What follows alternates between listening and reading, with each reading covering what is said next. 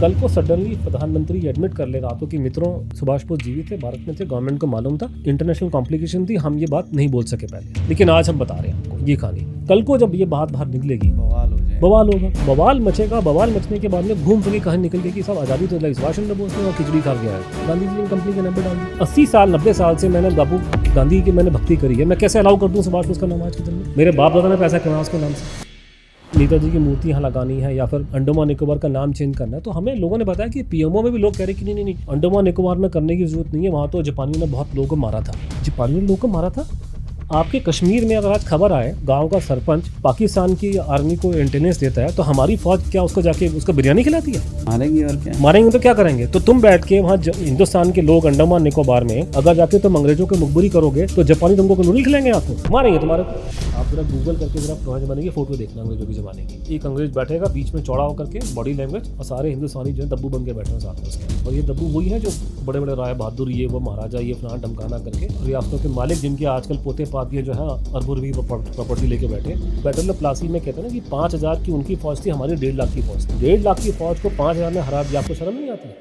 नेताजी की ना शादी भी हुई थी, उनकी एक बेटी भी है अनीता बोस, डॉक्टर अनीता। उनका बिलीव है कि उनकी डेथ हो गई थी प्लेन क्रैश में। फैमिली में इतना उसमें तमाशा है कि उस पर अगर कोई टीवी सीरीज अगर बना दो तो एकता कपूर की सीरीज को फेल करते हैं। लड़की को तो पता है, लड़की तो नेताजी को जिंदगी में एक ही बार देखा, वो तो 2 महीने की थी, तो उसकी तो फादर लिविंग मेमोरी में है ही नहीं। शरद चंद्र बोस सुभाष बोस के बड़े भाई थे। शरद बोस का ये मानना था, और ये जितने लोगों का आप नाम सुनते हैं टीवी में आता कि नेताजी का पोता आया पोती आई, ये ज्यादातर शरद बोस के ही नाती पोते, और ये इतने दोगले किस्म के लोग हैं इसके पोते पाती। प्रोफेसर बन के बैठे हैं, वो इसकी बात नहीं करते। एक आदमी वो लंदन से बैठ के अभी इसने इंटरव्यू लिया, अपने हमारे वायर में इंटरव्यू है अभी आशीष रे का। आप सारी बात बता रहे हो, सिंपल सी बात है, गूगल सर्च करो कि आशीष रे और राहुल गांधी की फोटो डाल के देखो आपस में, आपको मालूम चल जाएगा आदमी कौन है। जिस आदमी को उसके परिवार ने ही डिक्लेयर कर दिया कि कांग्रेस पार्टी का एजेंट है, वो आके मुझे भाषण देगा सुभाष बोस के बारे में। मतलब ऐसी न हालत होगी हमारी कि कांग्रेसियों की बात हमारी जाएगी। मेरे ध्रुव राठी साहब बैठे हैं जर्मनी में, आप नेताजी की डेथ का मुद्दे पे स्टोरी बना रहे हैं। आप मुझसे बिना बात की आप लोगों ने पूरा प्रोग्राम बना दिया, और आपने 100 में से 4 बातें निकाल ली आपने, लेकिन आपने बाकी बातें छोड़ दी आपने। तो आप अपने हिसाब से पॉलिटिकल जो आपका स्टेटमेंट है, ऐसे 3-4 और लोग हैं मोहक मंगल करके कुछ है करके, मैंने उसका देखा था, हल्का सा मेरा खून खौल गया था देख करके।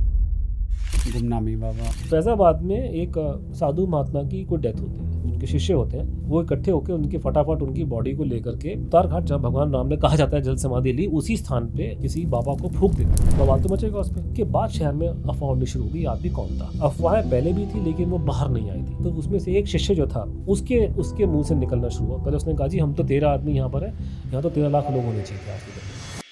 मैं 300% कन्फर्म हूँ, गुमनामी बाबा सुभाष चंद्र बोस थे। भारत सरकार को इस बात का मालूम था, और ये मुद्दा बाहर नहीं निकलेगा जब तक इस पर पॉलिटिकल बवाल नहीं मचेगा। प्रधानमंत्री इंदिरा गांधी के मिनट्स ऑफ डिस्कशन पढ़े सुभाष चंद्र बोस से बातचीत। इंदिरा गांधी पीएम बनी है 1966 में, तो 66 के बाद सुभाष बोस से इंदिरा गांधी मिल रही है, उनके मिनट्स पढ़े हैं गवर्नमेंट के पास, उनको टॉप सीक्रेट इन्फॉर्मेशन। और ये केस इतना कॉम्प्लिकेटेड है, ये लोगों को समझ में नहीं आएगा। ये बातें बोली ऐसे उन्होंने मुझे जो बातें बोली उनके मेरे होश उड़ गए थे। सुभाष बोस अगर रूस में थे तो ये चीज़ को पता लगाने का एक ही तरीका है, आप रूस की सरकार से बात करें। आपके लंगोटिया यार हैं पिछले 40-50 साल से। कांग्रेस नहीं चाहती थी कि ये सच सामने आए। जब अंग्रेज यहाँ से जाने लगे तो उन्होंने ट्रांसफर पावर करना था। अब मैंने इस देश पे राज किया है पिछले 150-200 साल तक। जब मैं जाऊँगा मैं चाहूँगा वही आदमी बैठे जो मेरे साथ जो वफादार रहे, तो उन्होंने पावर ट्रांसफर करी उन लोगों को जिनके साथ बैठ करके चाय पानी पीते। अब ये चाय पीने वाले पावर में आ गए। जब पावर में आ गए तो ये तो नहीं बोल सकते ना कि भैया कि हमने सुभाष बोस को कांग्रेस से निकाल दिया और उसी सुभाष बोस की वजह से कंट्री आज़ाद हो गया। कि ऐसा एक चमत्कार हुआ है दुनिया में जो आज तक कभी नहीं हुआ कि हमने ये ऐसे उनको अहिंसा से भगा दिया। ये कहानी डालने के पीछे बहुत बड़ी लोगों को समझना चाहिए, एक तगड़ा माइंड सेट है कि अपनी इमेज चमकाओ कि हमने करा जी, हम लोगों ने हिंसा का वेपन यूज़ किया तो ये इमेज भाग दे दी है, मैं आज़ादी में ना खड़क में ना ढाल। ये थ्योरी सेलेबल होगी इंग्लैंड। जब वो थ्योरी इंग्लैंड में सेलेबल होगी, ये पूरे वर्ल्ड में सेलेबल होगी। तो ये आपने 1947 के बाद से इस गांधी ब्रांड पे अरबों रुपए की इन्वेस्टमेंट करी है, और लोगों ने इस पे इतना कमाया है, इतना ऐश किया है। अगर मैंने 2 साल महात्मा गांधी की रिसर्च कर दी होती, मैं आराम से कहीं बैठ के ऐश करता होता।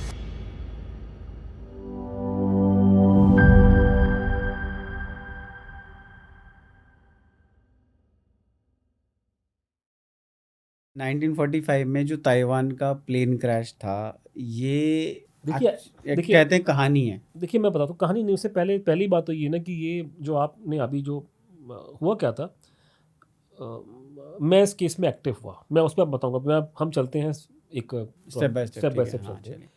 मेरे एक्टिव होने से पहले लोगों के मतलब ये जो हम लोग जो नैरेटिव लोगों को समझ में नहीं आता था कि है क्या, लोग अलग अलग बातें करते थे।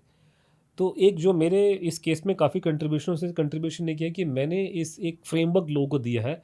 और आज के दिन में जो डिस्कशन डिबेट होती है, जो लोग मेरे खिलाफ भी हैं वो भी मेरे फ्रेमवर्क को यूज़ करते हैं, तो बेसिकली मेरे को ही कॉम्प्लीमेंट दे रहे हैं, आप लोग मेरे ही फ्रेमवर्क को यूज़ कर रहे हो, ठीक है ना। तो तो मैंने एक फ्रेमवर्क बना करके डाला था, वो ये बोला था कि सुभाष बोस की डेथ को लेकर के कंट्रोवर्सी है इस देश में, ठीक है। और उस कंट्रोवर्सी में इसेंशली तीन थ्योरियाँ हैं सिर्फ, कहने को तो और भी हैं, लेकिन बेसिकली तीन थ्योरियाँ हैं जो डिस्कस होती हैं। और हमें उनमें से पता लगाना कौन सी ज़्यादा ठीक है, कौन सी ठीक है। तो एक थ्योरी है कि जो गवर्नमेंट की ऑफिशियल थ्योरी है, जिसको सरकार मानती है, भारत सरकार मोरलेस, इतिहासकार सपोर्ट करते हैं और नेताजी के परिवार के कुछ लोग सपोर्ट करते हैं, ठीक है, आज के वाले। और वो है कि साहब जो आपने बोला ताइवान में एक प्लेन क्रैश हुआ जिसमें उनकी डेथ हुई, ताइपे शहर के अंदर। उस ज़माने में उसका नाम ताइहोकू और फॉर्मोसा, देश का नाम फॉर्मोसा था, लेकिन अब उसका नाम ताइपाई और ताइवान है। ताइवान कंट्री का नाम है ताइपे, ताइपे जगह जगह का नाम है, जिसको उस ज़माने में ताइहोकू बोलते थे और ताइवान को बोलते थे फॉर्मोसा। तो ये यहाँ पे ये प्लेन क्रैश हुआ है जिसमें उनकी डेथ होगी। तो ये आप कह सकते हैं ये ऑफिशियल वर्जन है, ये आपको विकीपीडिया वगैरह में ये सब मिलेगा, सरकारी वर्जन, इतिहासकार इसी की बात करते हैं। उसके बाद में एक भारत की सबसे गंदी कंस्पिरेसी थ्योरी जो रही है बहुत टाइम से, जो आप कह सकते हैं कि धीरे धीरे डिस्कशन होना शुरू हो गया था 1950s में ही, लेकिन करते करते करते ये 70-80 के दशक में बहुत बढ़ गई थी। और ये थ्योरी ये बोलती है कि सुभाष चंद्र बोस कोई प्लेन क्रैश में नहीं मरे, वो रूस में थे, रशिया में थे। और स्टालिन जो वहाँ का रूस का डिक्टेटर था, उसने पंडित जी के कहने पे उनको मरवा दिया, ये बात अच्छा। बोली जाती है। और उसमें जैसे सुब्रमण्यम स्वामी जी हो गए, हमारे जनरल जीडी बख्शी हो गए, एक पूर्वी राय मैडम है हिस्टोरियन रिसर्चर वगैरह, वो सब इसको बोलते हैं। और उसमें सुब्रमण्यम स्वामी जी और जनरल बख्शी साहब ना ग्राफिक डिस्क्रिप्शन देते हैं कि उनके गले में प्लास्टिक डाल के गला घोट के मार दिया, कि साइबेरिया में थे, वट। तो ये थ्योरी लोग फ्लोट करते हैं। तीसरी थ्योरी, तीन ऑप्शन, तीसरा थ्योरी है जो मैंने स्टार्ट नहीं किया था, मैंने नहीं निकाला था, वो लोगों ने निकाला था, लेकिन वो कभी यूपी से बाहर निकल के नहीं आ सका। लेकिन मैं उसको पूरे इंटरनेशनल लेवल पे ले गया और बाद में मेरे दोस्त और मैंने मिल करके उसको बहुत बड़ा चढ़ा करके आगे दिखाया, बहुत डिटेल पर्ची सारी खोल दी। तो वो है गुमनामी बाबा की स्टोरी, की गुमनामी बाबा नाम का कोई आदमी कहा जाता है, सुभाष चंद्र बोस थे और यूपी में रहे और उनकी 85 में डेथ हुई है आपकी, ये फैज़ाबाद अयोध्या के अंदर। तो बेसिकली ये पूरी कहानी अब इन तीन थ्योरियों पर सेंटर्ड है। तो जैसे आपको मैंने कहा कि उसमें इतिहासकार और ये सब लोग इसको सपोर्ट करते हैं, और कुछ लोग सपोर्ट करते हैं कि रशिया में मार दिया उनको, और कुछ लोग सपोर्ट करते हैं कि वो ये जो आखिरी जो स्टोरी है गुमनामी बाबा की, वो स्टोरी करेक्ट है। सबको मालूम है कि मैं तीसरे पाले में आता हूँ, कि मैं रशियन एंगल इसका सपोर्टर हूँ, कि उनकी जो है उनका अंतिम समय उनका यूपी के अंदर बीता है। अच्छा हाँ जी। सर, सेम टाइम फ्रेम में जब ये सब चल रहा था, उसी टाइम पे ना जापान सरकार ने उनकी डेथ की जो खबर थी, जो भी फ्लोट हुई, जैसे भी हुई कि प्लेन क्रैश हुआ, 5 दिन के लिए रोक रखी थी, 5 दिन तक बताया ही नहीं। देखिए ऐसा तो था क्या कि सीन उसमें था? उसमें कहानी ये थी कि ये पॉइंट भी मैंने ही हाईलाइट किया, तो अब ये रिफ्लेक्ट कर रहा होगा नैरेटिव में यहाँ पे। हुआ क्या था कि आपको मैं बता रहा था कि सुभाष बोस ने जब 1939 में सेकेंड वर्ल्ड वॉर शुरू होती है, तो वो यहाँ से छोड़ के गए। गांधी जी ने तो बोल के था कि हमारा जीवन का ध्येय दुनिया में शांति लेकर के आना है, और कांग्रेस ने कोई उसका फ़ायदा उठाने की कोशिश नहीं करी। बाद में जब नेताजी जर्मनी में जाकर के ब्रॉडकास्ट करना स्टार्ट कर दिया और कुछ खबरें आनी शुरू हुई कि एक्सिस फोर्सेस जीत जाएंगी, तो सडनली महात्मा गांधी ने वो भारत छोड़ो आंदोलन की घोषणा कर दी। वो घोषणा होते ही यहाँ पे इनको क्या नाम है, अंग्रेज़ों ने फटाफट डंडे मार के सबको बंद किया। और उसके बाद में ये आधी बात बताते नहीं, खासकर बीजेपी वाले, कि महात्मा गांधी ने भारत छोड़ो आंदोलन से मतलब आप कह सकते हैं कि ऑलमोस्ट अपॉलॉजी देके छोड़ दिया, पीछे हट गए थे।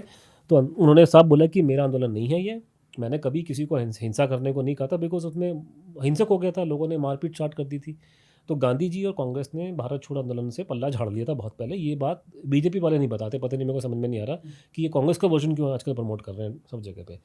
तो वो उसके बाद में उसका कहने का मतलब ये कि आपकी जो भारत में जो फ्रीडम स्ट्रगल थी पहले से बंद पड़ी हुई थी, और भारत छोड़ो आंदोलन जो स्टार्ट किया गया किन्हीं भी कारणों से, उसको अंग्रेजों ने डंडे मार मार के 1 साल के अंदर बंद ख़त्म कर दिया। तो आपकी फ्रीडम स्ट्रगल जीरो थी। ये आदमी उस टाइम पर आकर के 40, नेताजी जर्मनी में थे, जर्मनी से फिर वो जापान में आते हैं, और यहाँ पे जापान की मदद से वो वहाँ पे पहले वहाँ पे भारत मतलब provisional government of free India, एक आज़ाद भारत सरकार बनाई जाती है। आज़ाद हिंद फौज पहले बन चुकी थी, मोहन सिंह ने बनाई थी, रास बिहारी बोस उसमें थे, लेकिन उनमें शायद कोऑर्डिनेशन वो या नहीं था, उनमें उनकी स्टैंडिंग नहीं थी, वो फेल हो गया था। मोहन सिंह को उन्होंने जेल में डाल दिया और उनको ऑलमोस्ट पिटने की नौबत पे आ गए थे। तो सुभाष बोस को बुलाया गया कि ये आदमी में इसमें कैलिबर है, इसमें करिश्मा है, ये बहुत बड़ा नेता है। तो नेताजी को जर्मनी से, क्योंकि हिटलर से जब उनकी मीटिंग हुई तो हिटलर ने कहा कि मैं आपकी कंट्री से बहुत दूर हूँ अभी, तो मैं कर नहीं पाऊँगा। तो उनको बोला कि इनको कंट्री इंडिया के पास भेजा जाए जहाँ पे ये लोग लड़ाई कर सकते हैं। तो क्योंकि जापान ने सिंगापुर जीत लिया था तो उन्होंने उनको यहाँ भेज दिया, तो यहाँ पर आकर के उन्होंने फिर वो स्टार्ट किया। अब उसमें मोटा मोटा आपको समझने की ज़रूरत है कि दुनिया में उस टाइम जो सेकेंड वर्ल्ड वॉर क्या थी कि 2 ब्लॉक बने हुए थे। एक एक्सिस ब्लॉक जिसमें आपका इटली, जर्मनी, जापान ये सब लोग थे, और एक था एलाइड ब्लॉक जिसमें इंग्लैंड और अमेरिका मेन कंट्री थे। बाद में रशिया ने बाद में ज्वाइन किया था। ठीक। तो इन दोनों के बीच में लड़ाई थी। तो इसमें आजकल के जो भारत जो हमारा देश है, हम इसमें अलाइज को सपोर्ट करते हैं आज के दिन भी, जो इंग्लैंड अमेरिका के ग्रुप को, ठीक है, क्योंकि हमारी निगाह से देखा जाए तो हिटलर बड़ा गलत आदमी है और हाँ जापान यार, बड़ा गलत आदमी है। फर्स्ट नज़र। लेकिन रियलिटी ये है कि एलाइड ब्लॉक जो था वो आपकी फ्रीडम देने में इच्छुक नहीं था, वो हिटलर को मारने में इच्छुक था। वो यूरोप में जो गलत काम हिटलर कर रहा है उसको दबाने में इच्छुक था, लेकिन भारत में जो गलत काम हो रहा है उसमें उनको दबाने में कोई इंटरेस्ट नहीं था।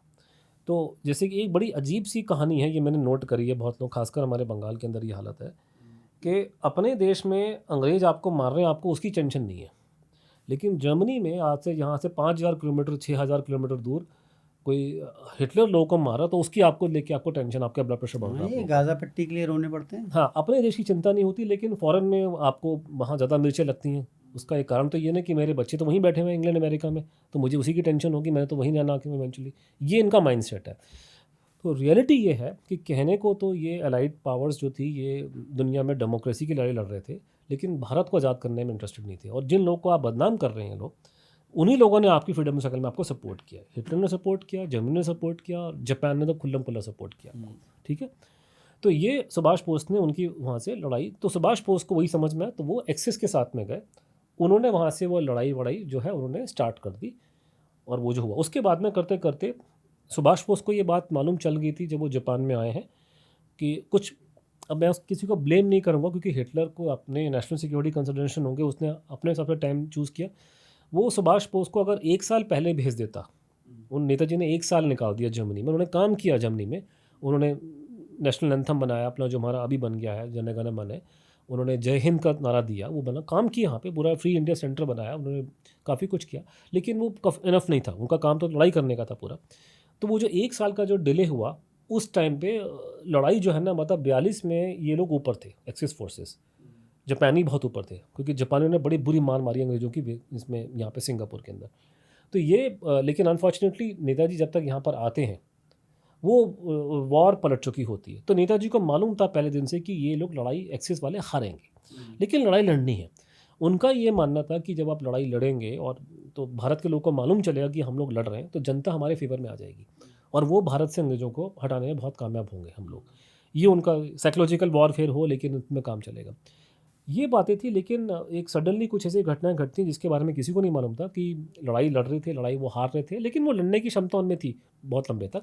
सडनली एटम बम, अमेरिका वो जो टॉप सीक्रेट था, किसी को नहीं मालूम कि एटम बम क्या चीज़ है। अमेरिका ने एटम बम बना करके हिरोशिमा नागासाकी पे एटम बम डाल दी। जैसे हिरोशिमा नागासाकी में एटम बम डलते हैं 15 अगस्त 1945 को इन्होंने, जापान ने अनाउंस कर दिया कि हम सरेंडर कर देंगे। तो 15 अगस्त सन 1945 जो है जापान की, मतलब आप कह सकते हैं कि जापान की और सुभाष बोस की गवर्नमेंट की हार का दिन है। अच्छा। इसीलिए जानबूझ करके हमारे जख्मों पे नमक रगड़ने के लिए हमें 15 अगस्त सन 47 को आज़ादी दी गई और हम बेशर्मों ने वो एक्सेप्ट भी कर लिया वो दिन, ठीक है। ये नेताजी की हार का दिन है, ये हमारे जख्मों में नमक मिर्च लगाने के बराबर है 15 अगस्त का नाम लेकर के। तो 15 अगस्त सन 45 को उन्होंने अनाउंस करा कि हम सरेंडर कर देंगे। जब सरेंडर कर दिया अंग्रेज़ों को, अमेरिकन एंग्लो इंडियंस अमेरिकन्स को, तो ऑब्वियसली सुभाष बोस को भी वो लपेटे में लेंगे। वो ऑलरेडी उनके खून के प्यासे थे। उन्होंने इनफेक्ट बाद में भी खबर निकल के आई है, किसी आयरिश हिस्टोरियन ने डॉक्यूमेंट निकाल के दिखाया कि जब सुभाष बोस भारत से निकल के गए थे तो इनको ब्रिटिश इंटेलिजेंस को उनको मारने के हुक्म थे, इसके आदमी को मार दो। तो अंग्रेज़ों ने कभी किसी को मारने के हुक्म इस तरह से नहीं दिए।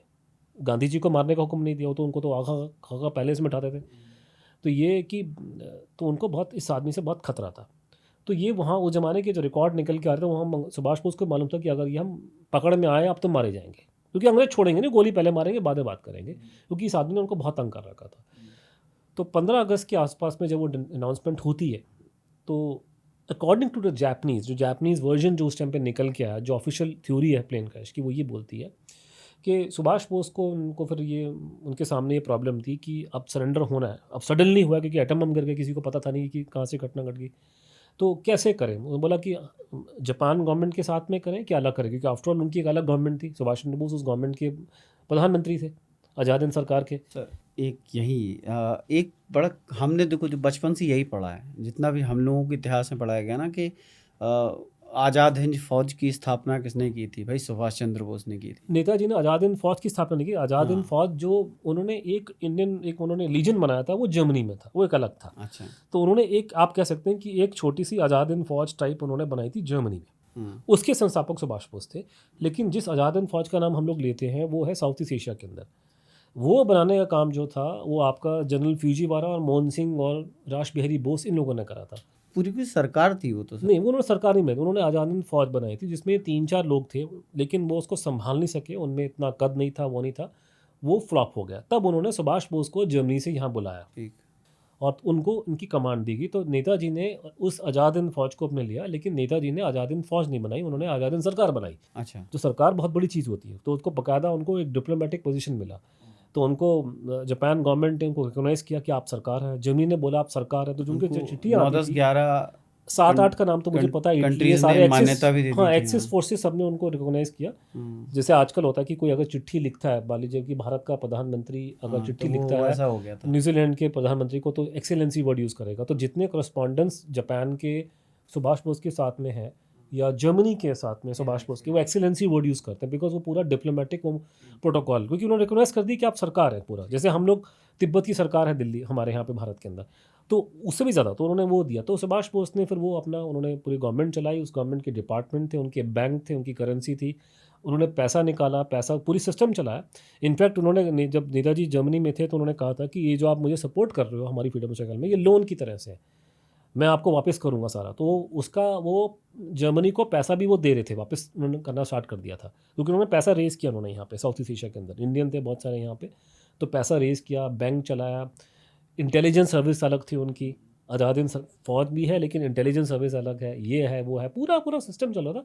तो पहली बार पूरी फुल फ्लेज गवर्नमेंट बना करके भारत में, मतलब पिछले आप जब से अंग्रेज भारत में आए थे, कि किसी ने ऐसा काम नहीं किया। लोगों ने सोचा था, कुछ ने ट्राई किया, महेंद्र प्रताप वगैरह, लेकिन वो कागज़ से आगे निकल नहीं सके। नहीं निकल पाया। ये पूरा एक वेल इस्टेब्लिश, और ये देखिए इसलिए जानना बहुत ज़रूरी है क्योंकि ये ज़्यादातर हम देखने वाले यंग लोग हैं, उनको पता नहीं कि पहले के समय, हमें भी नहीं पता, हमारे ही पैदा होने से बहुत पहले की बात है, लेकिन हम रिलेट कर सकते हैं क्योंकि हम थोड़े क्लोज़र हैं।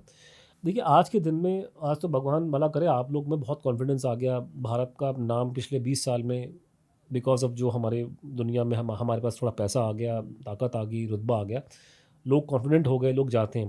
पहले ये सब चीज़ें नहीं थी, पहले हमारी हालत बहुत ख़राब थी। हमारी 1857 के टाइम पे अंग्रेज़ों ने जो हमें मारा है और जिस तरीके से उन्होंने हमको दबाया था, हमारी अंग्रेज़ की आंख में आंख डाल के बात करने की हिम्मत नहीं थी। लड़ना तो बहुत दूर की बात है, आप उनकी आंखों में आंख डाल के देखने के लायक नहीं थे। आप ज़रा गूगल करके ज़रा पुराने ज़माने की फ़ोटो देखना अंग्रेज़ों के ज़माने की, कि अंग्रेज बैठे हुए, मतलब कोई बड़ी आप नीचे फौज में एक अंग्रेज बैठेगा बीच में चौड़ा होकर के, बॉडी लैंग्वेज, और सारे हिंदुस्तानी जो है दब्बू बन के बैठे हैं साथ में उसके। और ये दब्बू वही हैं जो बड़े बड़े राय बहादुर, ये वो महाराजा, ये फलाना ढमकाना करके रियासतों के मालिक, जिनके आजकल पोते पातियाँ जो है अरबों रुपये प्रॉपर्टी लेके बैठे, लेकिन सारे अंग्रेजों के सामने, अंग्रेजों के जूनियर ऑफिसर के सामने दब्बू बन के बैठते थे। तो उनकी इतनी हिम्मत नहीं थी कि अंग्रेज की आंख में आंख डाल के बात कर ले। ठीक है, वो आदमी आपसे हर चीज़ में आ गए। आजकल तो ये नौटंकियाँ दिखाते हैं ना टीवी के अंदर, ये हिंदुस्तान की फिल्मों में, कि अंग्रेज को हिंदुस्तानी मार रहा है। कई जगह मैं तो देखे, मैं अपना सिर पीट लिया कि उसमें अंग्रेज से ज़्यादा गोरा हिंदुस्तानी दिखा दिया उन्होंने। इंडियन भी इतने गोरे कब से हो गए भैया, मेरे को समझ में नहीं आ रहा। ऊपर से आप उसको दिखा रहे कि इंडियन, तो अंग्रेज आपसे हर चीज़ में आ गया था। सीधी बात है, उसमें छुपाने वाली बात क्या है। वो आपसे कद काठी में आपसे बड़ा, उस आपसे ज़्यादा दिमाग उसके पास में, वो हर चीज़ में आपसे आ गए थे। You were no match for them. वो आपको, उन्होंने डंडा मार के आपको राज किया आपके ऊपर। तो वो जब ये देखने का नज़रिया ना, कि वो बैटल ऑफ प्लासी में कहते हैं ना कि 5000 की उनकी फ़ौज थी, हमारी 1.5 लाख की फ़ौज थी। अगर आप हम बोलेंगे तो जो भी थे वहाँ पे नवाब साहब जो थे, 1.5 लाख की फौज को 5,000 ने हरा दिया, आपको शर्म नहीं आती है कि 5,000 1.5 लाख, वो शोले का डायलॉग ना, कितने आदमी थे, कह रहे सरकार दो, मतलब वापस कैसे, कह रहा 1.5 लाख आदमी पिट करके आ गए 5,000 से। तो ये अंग्रेज थे बॉस, ठीक है। आप फिल्मों पता नहीं क्या झूठ सच दिखाते हैं उनके बारे में, मैंने देखा फिल्में। तो हिंदुस्तानियों की हालत ख़राब थी, या अंग्रेज़ों ने आपकी मार मारी हुई आपके रख करके।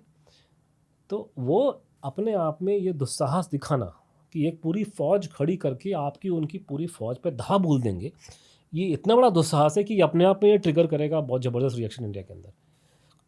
और ये होने का एक बहुत बड़ा कारण ये था कि ये जो आजकल बोलते हैं ना वाइट मैन्स बर्डन का सिस्टम, कि वाइट सुपीरियरिटी का कॉम्प्लेक्स जो आता है, उस ज़माने तो बहुत ज़्यादा था, अभी भी है, लेकिन उस ज़माने तो बहुत ज़्यादा था। तो वो तोड़ने में बहुत बड़ी मदद करी है जापान ने। तो जब, क्योंकि ये दब्बा हो गया था कि गोरों को कोई, जो गोरे हैं इटालियन, पोर्चुगीज़, स्पेनिश, आप इनको नहीं हरा सकते, ये जाके दुनिया भर में इनका राज चल रहा है। इन्होंने मार मार के सारे गोरे काले पीले लोगों को इन्होंने लाइन पे लगा रखा था, सबकी बुरी हालत थी। चाइना दबा के रखा हुआ है, अफ्रीका दबा के रखा हुआ है, इंडिया दबा के रखा हुआ है, and you were no match for them. तो वो तोड़ने में जब मदद आई थी, जब जापान जो इतना छोटा कंट्री है, इसने 1905 में रशिया को हरा दिया। और जापानी आज के ज़माने में थोड़े लंबे हो गए, पहले बहुत ठिगे डिगे होते थे, तो लोगों में लगा यार इतने छोटे छोटे जापानी हैं, ये भी हरा इतना सकते बड़ा हैं। रशियन अम्पायर, रशिया वाले गोरे ही हैं बेसिकली, उनको उन्होंने हरा दिया। उसके बाद में 1942 में जो घटना घटी है सिंगापुर में, कि सिंगापुर में यहाँ से गई थी हमारी ये भारतीय सेना अंग्रेज़ों के ज़माने की, उसमें इंडियन थे सारे और उनके अफसर थे अंग्रेज। तो ये लोग गए लड़ने के लिए जापानियों से वहाँ पे 1942 में सिंगापुर के आसपास में। अब इनको लगा होगा कि हमारे लोग ये तो जलियांवाला बाग टाइप होगा कि वहाँ जाके गोली मार के आ जाएंगे लोगों को। इनको पल्ले पड़ गए जापानी। जापानियों ने इनकी चमड़ियाँ झड़ी हैं, ये लोग ज़िंदगी भर नहीं भूलेंगे। उसके बाद में 90,000 के आसपास में इंडियन POWs उनके हाथ चढ़ गए। तो ये भाग गए अंग्रेज छोड़ करके इनको वहाँ पे, और ये इनके हथे चढ़ गए अंग्रेजों के। तब उन्होंने कहा, वो जनरल फ्यूजीवारा, उसको अवार्ड मिलना चाहिए बहुत बड़ा, उसकी वजह से ये पूरी काम हुआ है, फ्यूजीवारा की वजह से। उसकी हमने उसको जलील किया, हमने गवर्नमेंट की फाइल में इस आदमी को। तो जनरल फ्यूजीवारा ने फिर उसने बात करके रासबिहारी बोस कि इन 90,000 लोगों को आप कन्वर्ट करो भारत की फ़ौज में। तो INA का स्टार्ट वहाँ से हुआ। अच्छा। फिर बाद में सुभाष बोस आते हैं, उसको लेवल को बहुत आगे लेके चले जाते हैं। तो देन ये हुआ, और ये उन्होंने ये सब किया। और तो ये जब लड़ाई, तो ये कॉन्फिडेंस लेवल था, ये था इस करते करते कि वो एटम बम गिरते हैं। तो 15 अगस्त के बाद में सुभाष बोस के सामने ये सिचुएशन आती है कि अब हमने सरेंडर करना है, तो जापानियों के साथ करें कि अलग से करें, क्योंकि मेरी एक अलग सरकार है। तो इनके साथ करूं कि अलग करूं, अलग करूं तो कैसे करूं, मेरे अंडर में लाखों आदमी हैं, मेरे पास में एक फ़ौज है, उस फ़ौज में बहुत सी लड़कियां हैं, उनका क्या किया जाए, ये घटना ना घट जाए, वो घट। तो ये सारी बातें करनी। जब उन्होंने बात की लोकल जापानीज़ लोगों से, जो सीनियर अफसर थे, उन्होंने कहा कि ये हमें नहीं पता, ये तो आप डिसीजन आपको टोक्यो में बता सकते हैं, जो हमारे टॉप लेवल के लोग हैं, आला अधिकारी। लेकिन अनफॉर्चुनेटली वो टोक्यो में टेलीफोन कनेक्शन वगैरह नेटवर्क टूट गया वर्ल्ड वॉर ख़त्म होने के बाद में। तो आप टोक्यो जाके बात करो और वहाँ से उनसे बात करके फिर आप डिसाइड करो। तो ये जो कहानी उनकी जो प्लेन क्रैश की दी जाती है, वो ये है, जो जापानियों ने बोला कि ये सुभाष चंद्र बोस 17 तारीख की शाम को साइगॉन शहर छोड़ते हैं। वो टोक्यो जा रहे थे, और उनका एम ये था कि टोक्यो में जाकर के जापानी सरकार से वो डिस्कशन करेंगे सरेंडर के बारे में, सरेंडर को कब कैसे किया जाए उसका डिसीजन लेंगे, फिर वापस आकर के उसको डिसीजन को एग्जीक्यूट कर देंगे। लेकिन अनफॉर्चुनेटली रास्ते में प्लेन क्रैश हुआ, और प्लेन क्रैश में उनकी डेथ हो जाती है। तो ये कहानी स्टार्ट वहाँ से होती है। तो उसके बाद में ये प्लेन क्रैश स्टार्टिंग है, लेकिन उसके बाद में जो घटनाक्रम बदलता है, जो हमें इतिहासकार नहीं बताते हैं, वो ये है कि जब वो घटना यहाँ पर आई, जब यहाँ भारत में रिपोर्ट हुई है, वो रिपोर्ट हुई है 22 तारीख की शाम को, मतलब 18 को मरते हैं, लेकिन 22 तारीख की शाम के आसपास में रिपोर्ट डिलीवर होती है। लेकिन भारत में 4 दिन 24-25 तारीख को रिपोर्ट हुई है अखबारों में। उस ज़माने में तो कोई इंटरनेट था नहीं, तो 24-25 अगस्त को खबर आती है कि सुभाष चंद्र बोस प्लेन क्रैश में उनकी डेथ हो गई 6 से 7 दिन डिले पे आती हाँ, है। मतलब उन्होंने डिक्लेयर की थी मेरे ख्याल से 22 अगस्त की शाम को जापान ने। तो यहाँ छपते छपते कोई 24-23 ऐसे खबरें छपी हैं कि उनका डेथ हो गया है, और वो जापान जा रहे थे टोक्यो, लेकिन रास्ते में प्लेन क्रैश हो गया। तो जब वो खबर भारत में आई, तो लोगों ने रोना पीटना शुरू कर दिया कि जब खबर छपी तो आप क्या बोलोगे।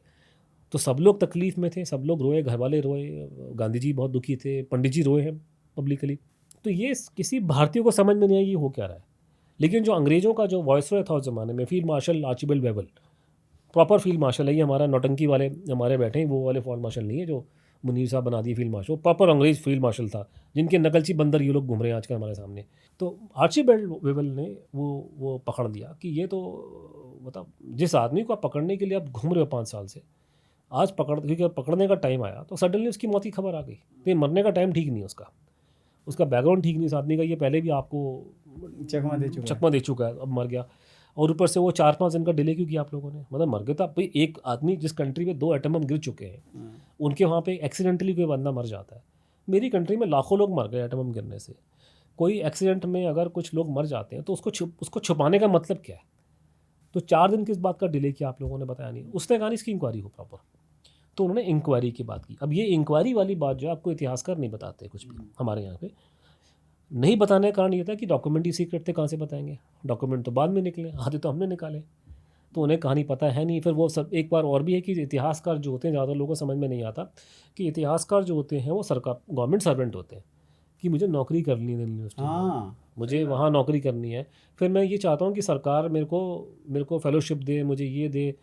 और सबका सपना क्या होता है कि मेरे को कोई लंदन अमेरिका मेरे को पोस्टिंग दिला दे मेरे को, ताकि मेरा भी जीवन धन्य हो जाए, मैं भी थोड़ी हवा खा के आ जाऊँ लंदन की, बाद में अपने बच्चे वहाँ सेट कर दूँ। तो सभी के दिल में वही घूम फिर के कहानी वही आती है। तो इतिहासकार 99% तो गवर्नमेंट के सर्वेंट है, वो कोई इंडिपेंडेंट थोड़ी ना कोई वो लोग, या किसी लेफ्ट राइट कुछ है जो लेफ्ट राइट है कि मेरा इकोसिस्टम कम्युनिस्टों के साथ में, तो मैं उनकी तारीफ करूँगा, क्योंकि मुझे बैक करने के लिए जो फ्रीलांस हिस्टोरियन है वो। नहीं सिस्टम में भी होते हैं, लेकिन उनका इकोसिस्टम बैक करता है। तो इकोसिस्टम लेफ्ट में मिल जाएगा आपको, अमेरिका में, यूरोप में, वो भी बैक करते हैं आपको। लेकिन बेसिकली आप कोई तंजीम को सपोर्ट करते हो, इंडिपेंडेंट हिस्टोरियन नाम की चीज़ बहुत कम मिलेंगे आपको। तो इसलिए इन्होंने इस केस में कुछ किया भी नहीं, जो किया हम जैसा लोगों ने किया। हमें बोलते हैं कि आप तो इतिहासकार हो नहीं, भैया बिल गेट्स कौन सा इंजीनियर था यार? ऐसी बेकार की बातें मत करो। दुनिया की बहुत बड़ी डिस्कवरीज जो हुई हैं उन लोगों ने करी है हिस्ट्री में, जो हिस्टोरियन नहीं थे, जो आर्कोलॉजिस्ट नहीं थे, ठीक है। और बहुत से ऐसे काम टेक्निकल फील्ड में हुए हैं जिन लोगों ने कोई डिग्री नहीं ली थी कभी। तो ये बेकार की बातें मत बोलो। आपका पैशन, आपका सब्जेक्ट की पकड़ काम आती है, आपकी डिग्री काम नहीं आती जब आप कोई चीज़ ढूंढने जाते हैं। तो ये जब चीज़ें उन्होंने, तो अंग्रेज़ों ने जो इंक्वायरी करी, फील्ड मार्शल ने, तो उन्होंने ऑर्डर किया, तो उस ज़माने में जो इंक्वायरी हुई है तो उसमें आप कह सकते हैं कि करते करते करते करते उसमें बेसिकली इंक्वायरी में मल्टीपल वहाँ पे चीज़ें चल रही हैं कि मिलिट्री के लोग की इंक्वायरी हो रही है, मिलिट्री इंटेलिजेंस की अलग इंक्वायरी हो रही है, क्योंकि अलग अलग वो थे। और वहाँ पे आईबी इंक्वायरी कर रहा है कि आईबी जो था उस ज़माने में सीबीआई नहीं था, रॉ नहीं था, सिर्फ आईबी था। तो फॉरेन इंटेलिजेंस भी वही कर रही थी, वो अलग है। सीआईए वगैरह तो बना नहीं था उस टाइम पे, लेकिन अमेरिकन इंटेलिजेंस अलग है। तो अलग अलग लोगों ने ऐसे इंक्वायरियाँ अपने हिसाब से करी, इंडियंस ने, फाउंडर्स ने। जो इंडिया में जो मेन इंक्वायरी थी वो करते करते करते एक कोई कंबाइंड सेक्शन उन्होंने बना दिया इधर मिलिट्री हेडक्वार्टर्स में इंडिया में। और वो कंबाइंड सेक्शन में सबकी रिपोर्टें आनी शुरू हो गई, बिकॉज ये मीटिंग पॉइंट था। तो इस कंबाइंड सेक्शन का हेड था डब्ल्यू मैकराइट, जो आईबी का नंबर 2 था उस ज़माने में। अच्छा। और उसके अंदर में उन्होंने ऐसे अफसर रखे जिन लोगों को सुभाष चंद्र बोस की अच्छी समझ थी, जो उनको बहुत टाइम से चेस कर रहे थे। तो जैसे फिलिप फिनी थे, वो बंगाल पुलिस के चीफ थे, लेकिन आईबी के डिप्टी डायरेक्टर थे। एक राय बहादुर बख्शी बद्रीनाथ, जिन्होंने आईएनए के बहुत लोगों को इंटरोगेशन में तोड़ा था और एक्सपर्ट थे सुभाष बोस के ऊपर। तो बद्रीनाथ जी को, वो अकेलौते इंडियन थे जो हाई लेवल पे ऑपरेट करते। वो पंजाब सीआईडी में थे, उनको एमआई में रखा गया था उस ज़माने में। वो उस टाइम पे एमआई में काम कर रहे थे, उनको उसमें रखा, बाद में वो आईबी में चले गए थे। तो ये सब लोग की टीमें शीमें बनी करके। तो उसका जो बाद में करते करते करते लबोलबाब ये निकलता है कि जैसे हम बात करते हैं कि नीरज जी की प्लेन क्रश में डेथ हो गई, संजय गांधी की प्लेन क्रश में डेथ हो गई, माधुरा सिंधिया की प्लेन क्रश में डेथ हो गई। ये बोलने में एक लगता है लेकिन एक नहीं है। माधुरा सिंधिया जी की डेथ में, संजय गांधी जी की डेथ में कोई किसी को डाउट नहीं है। संजय गांधी जी एयरपोर्ट में आए दिल्ली में, लोगों ने उनको देखा आते हुए, तो आपका क्लियर आई विटनेस एविडेंस है कि बहुत से लोगों ने देखा उनको कि वो आए थे। फोटो ना भी हो लेकिन लोगों ने आते देखा था। फोटो का मुझे पता नहीं कि मैंने उसकी कोई इंक्वायरी नहीं करी, but it is public known fact, nobody can refute. दूसरा है कि लोगों ने उनको जहाज में चढ़ते देखा, जहाज में एक और पायलट भी था, जहाज ऊपर गया वो भी देखा लोगों ने, जहाज क्रैश कर गया वो भी देखा क्रैश होते हुए। अनफॉर्चुनेटली जब तक वो पहुंचते हैं फायर ब्रिगेड के, पुलिस के, इंटेलिजेंस के लोग वहाँ पे, तो उनको 2 लाशें मिलती हैं जली हुई, ठीक है, जो भी है जली फुली, जो भी देखा, प्रूवन है, एवरीथिंग इज प्रूवन, और डेड बॉडी अवेलेबल है। तो the chain of evidence is very clear, इसमें कोई डिस्प्यूट नहीं कर रहा, ठीक है। Problem with the Netaji plane का स्टोरी वॉज कि everything that was said by Japanese government वो सारा मौखिक तौर पे कहा गया था, थ्योरेटिकल। तो थ्योरेटिकली उन्होंने कहा था कि 17 अगस्त की शाम को सुभाष चंद्र बोस और उसके साथ में कुछ 7-8 आदमी थे जो ट्रेवल कर रहे थे। 17 तारीख की शाम को जापान ने बोला कि आप अकेले चलो यहाँ से, बाकी लोग नहीं चलेंगे। तो नेताजी ने बोला कि मेरे साथ में एक आदमी चलेगा, तो उन्होंने अपने एडीसी को रख दिया, हबीबुर रहमान को। तो हबीबुर रहमान और सुभाष चंद्र बोस एक जहाज़ में बैठ जाते हैं 17 तारीख की शाम को, जिस जहाज़ में कोई जनरल शिडेई नाम का आदमी है, जापानी जनरल है, वो कहीं जा रहा था, तो शिडेई के जहाज़ में इन दोनों को बिठा दिया और अनफॉर्चुनेटली अगले दिन ये जहाज़ प्लेन क्रैश कर गया, इसमें इन सब लोगों की मौत हो गई। और उसमें जो घटनाक्रम था वो लोगों ने बाद में हबीबुर रहमान वगैरह ने सबने डिस्क्राइब किया। तो ये सारी बातें बेसिकली वर्बल स्टेटमेंट पे बेस्ड है। जब ये अंग्रेज़ों ने इंटरोगेशन करनी शुरू की तो उन्होंने जाके देखा कि जहाँ-जहाँ पे सुभाष बोस रुके थे, साइगॉन में या बैंकॉक में या वहाँ पे, जापानीज़ ने सिस्टमैटिकली रिकॉर्ड डिस्ट्रॉय कर दिए उनकी मूवमेंट के। तो रिकॉर्ड आप क्यों डिस्ट्रॉय कर रहे हो उनके मूवमेंट्स के? आपको तो संभाल के रखना चाहिए कि भाई ये जहाज़ यहाँ से साइगॉन से उड़ा है, उसमें ये 5-6 आदमियों का नाम लिखा है, वो लिस्ट है, चलो ठीक है वो लिस्ट रखी है, ठीक बात बाकी डॉक्यूमेंट्स कहाँ पर हैं? आपने फ़ोटो उनकी साइगॉन शहर में ली, तो आपने प्लेन क्रैश के बाद फ़ोटो क्यों नहीं ली आप लोगों ने उसकी? अगर आप कैमरे आपके पास में हैं, अगर आप उनकी फ़ोटो साइगॉन में ले सकते हैं, 1 दिन पहले की फ़ोटो ले सकते हैं, तो 1 दिन बाद की क्यों नहीं ली आप लोगों ने? तो ऐसे और फिर जो मेन प्रॉब्लम उनको ये आई कि जब उन्होंने हबीबुर रहमान को इंटरोगेट करना स्टार्ट किया, इसकी रिपोर्ट उन्होंने गवर्नमेंट ऑफ इंडिया ने छुपा के रखी थी, हबीबुर रहमान की इंटरोगेशन रिपोर्ट, तो वहाँ पे उनको साफ दिखाई दे रहा था कि यह आदमी कुछ सच नहीं बोल रहा है।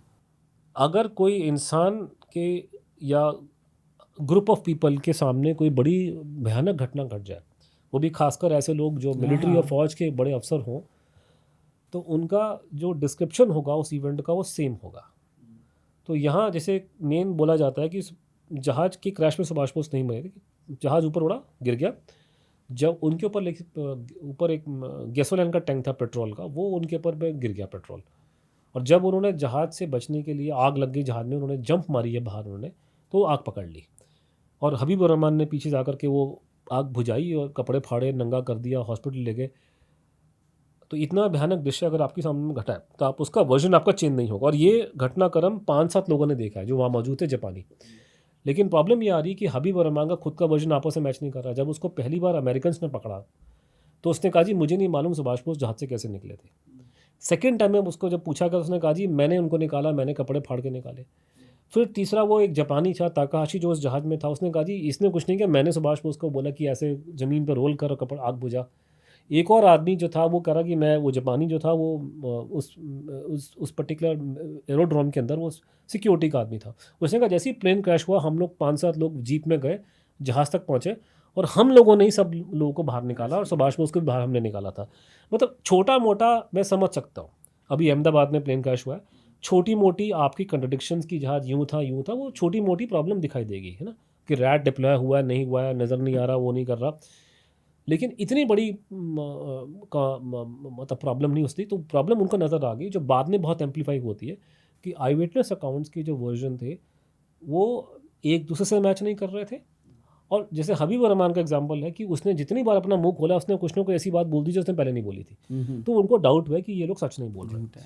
तो उसके बाद में फिर अंग्रेज़ों को उसके बाद में जब उन्होंने इंटरोगेट किया तो जापानी उन एक दो ने उगल दिया कि ये आदमी टोक्यो नहीं जा रहा था, ये रशिया जा रहा था। और ये मेजर प्रॉब्लम आ रही है कि आपने क्यों बोला कि वो आदमी टोक्यो जा रहा है? वो उसमें साफ लिखा कि ये आदमी अपनी फ्रीडम स्ट्रगल को कंटिन्यू करना चाहता था और जापानीज़ कुछ लोगों ने बोल दिया कि इसकी मदद करेंगे। तो ये भी एक्सप्लोड हो गया कि वो आदमी टोक्यो नहीं जा रहा था, वो आदमी रूस, रशिया जा रहे थे। रूस इकलौती कंट्री थी जहाँ पे उसको शेल्टर मिल सकता था। तो आपका ये झूठ पकड़ा गया। फिर उनको इंटेलिजेंस मिलनी शुरू होगी कि आदमी ये सच रूस के अंदर है। बड़ी क्लियर नहीं थी लेकिन उनको इंटेलिजेंस मिलनी शुरू हुई, आदमी रूस में। तो then these Americans, these people became very suspicious. तो अराउंड करते करते करते कुछ महीने निकल गए। उस महीनों बाद में इन्होंने अप्रोच किया अमेरिकन्स को और उनको पूछा ब्रिटिश इंटेलिजेंस ने कि भाई आपका स्टैंड क्या है इसमें, क्योंकि ताइवान में जहाँ प्लेन क्रैश हुआ था वहाँ पे आपकी फ़ौज ने कब्जा किया सेकेंड वर्ल्ड वॉर के बाद में। मतलब नेताजी के मरने के कोई 1 महीने बाद अमेरिकन फोर्सेस वहाँ लैंड कर गई थी। जापान में जहाँ से वो सब कुछ चल रहा था, जापान में अमेरिकन्स ने कब्जा कर रहा था। हबीबुर रहमान को अरेस्ट किया है अमेरिकन यूएस आर्मी ने। इंटरोगेशन उसकी पहले अमेरिकन आर्मी ने की थी, उन्होंने इन्वेस्टिगेशन की थी पहली। तो ब्रिटिश इंटेलिजेंस ने अमेरिकन से पूछा, अमेरिकन साइड से, कि तुम्हारा स्टैंड क्या है। तो वो उन्होंने आंसर दिया कि इसमें कोई डायरेक्ट एविडेंस नहीं है, जापानी बोल रहे हैं इस बात को। तो पहली चीज़ तो वहीं से कंफर्म होगी कि ये कहानी गड़बड़ है, ये डायरेक्ट एविडेंस पे नहीं है और ये वर्बल एविडेंस पे है, और वर्बल एविडेंस में कंट्रडिक्शंस आ रहा था बाकी।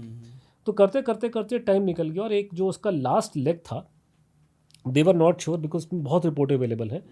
अंग्रेज़ों में एक थिंकिंग निकल के आ गई थी कि स्टोरी जो है सिर्फ आई विटनेस अकाउंट पे बेस्ड है, आई विटनेस अकाउंट जो है क्लैश कर रहा है। तो ये कंफर्म करने का एक ही तरीका है कि हम लोग ताइवान में जाएं जहाँ प्लेन क्रैश हुआ था, वहाँ ऑन द स्पॉट इंक्वायरी करें और वहाँ पे खासकर हम जाके हॉस्पिटल के रिकॉर्ड चेक करें, क्योंकि ये लोग कहते हैं कि सुभाष बोस को हॉस्पिटल ले जाया गया था, वहाँ इसका इलाज हुआ है, जब मर गए तो क्रिमेशन कर दिया गया। तो वहाँ पे हॉस्पिटल के ये रिकॉर्ड सब चेक करने पड़ेंगे, क्योंकि इन लोगों ने कहा कि वो रिकॉर्ड वहाँ मौजूद है करके। That is the only way to confirm. But ये लोग वो कर नहीं सके या उसके रिकॉर्ड बाहर नहीं आए। वाइट वॉश ये हो गए थे ना आप मतलब वो टाइम था ना कि वो इंडिया वो ट्रांसफर पावर के मोड में आ गया था। ये करते करते करते करते इंक्वायरी करते करते आप अगस्त ये आप 46 का मिडिल निकल गया था, तब उन्होंने वहाँ छोड़ दिया। हो सकता है उसके बाद उन्होंने इंक्वायरी उन्होंने जाके इंग्लैंड में करी हो, वो रिकॉर्ड हमारे पास में नहीं है। तो जो मेरे हाथ में है मैं आपको उसके बेस में बता रहा हूँ। सो दे वर नॉट वेरी क्लियर।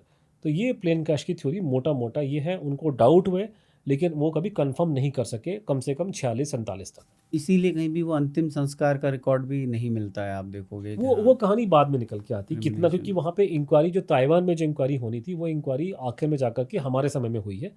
उस टाइम पे वो इंक्वायरी वो नहीं कर पाए थे, लेकिन वो इंक्वायरी का आपको इस सवाल का आंसर आपको मिलेगा साल 2000 के दशक में आकर के, क्योंकि ये कहानी बहुत लंबी चौड़ी कहानी पूरी महाभारत है।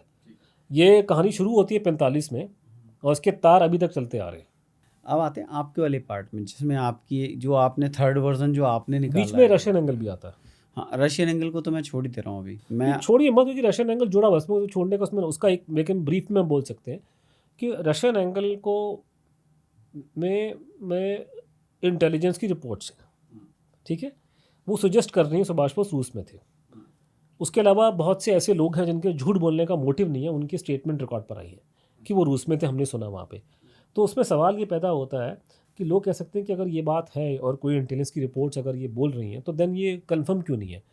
उसका करने का कारण वही है कि वो जो दोगलापन ये है कि जब हम हर साल भर, आजकल पता नहीं करते लेकिन हर साल हम लोग पाकिस्तान गवर्नमेंट को एक इंटेलिजेंस की रिपोर्ट्स का डॉजिया बना करके उनको बोलते हैं कि दाऊद इब्राहिम तुम्हारे पास में है।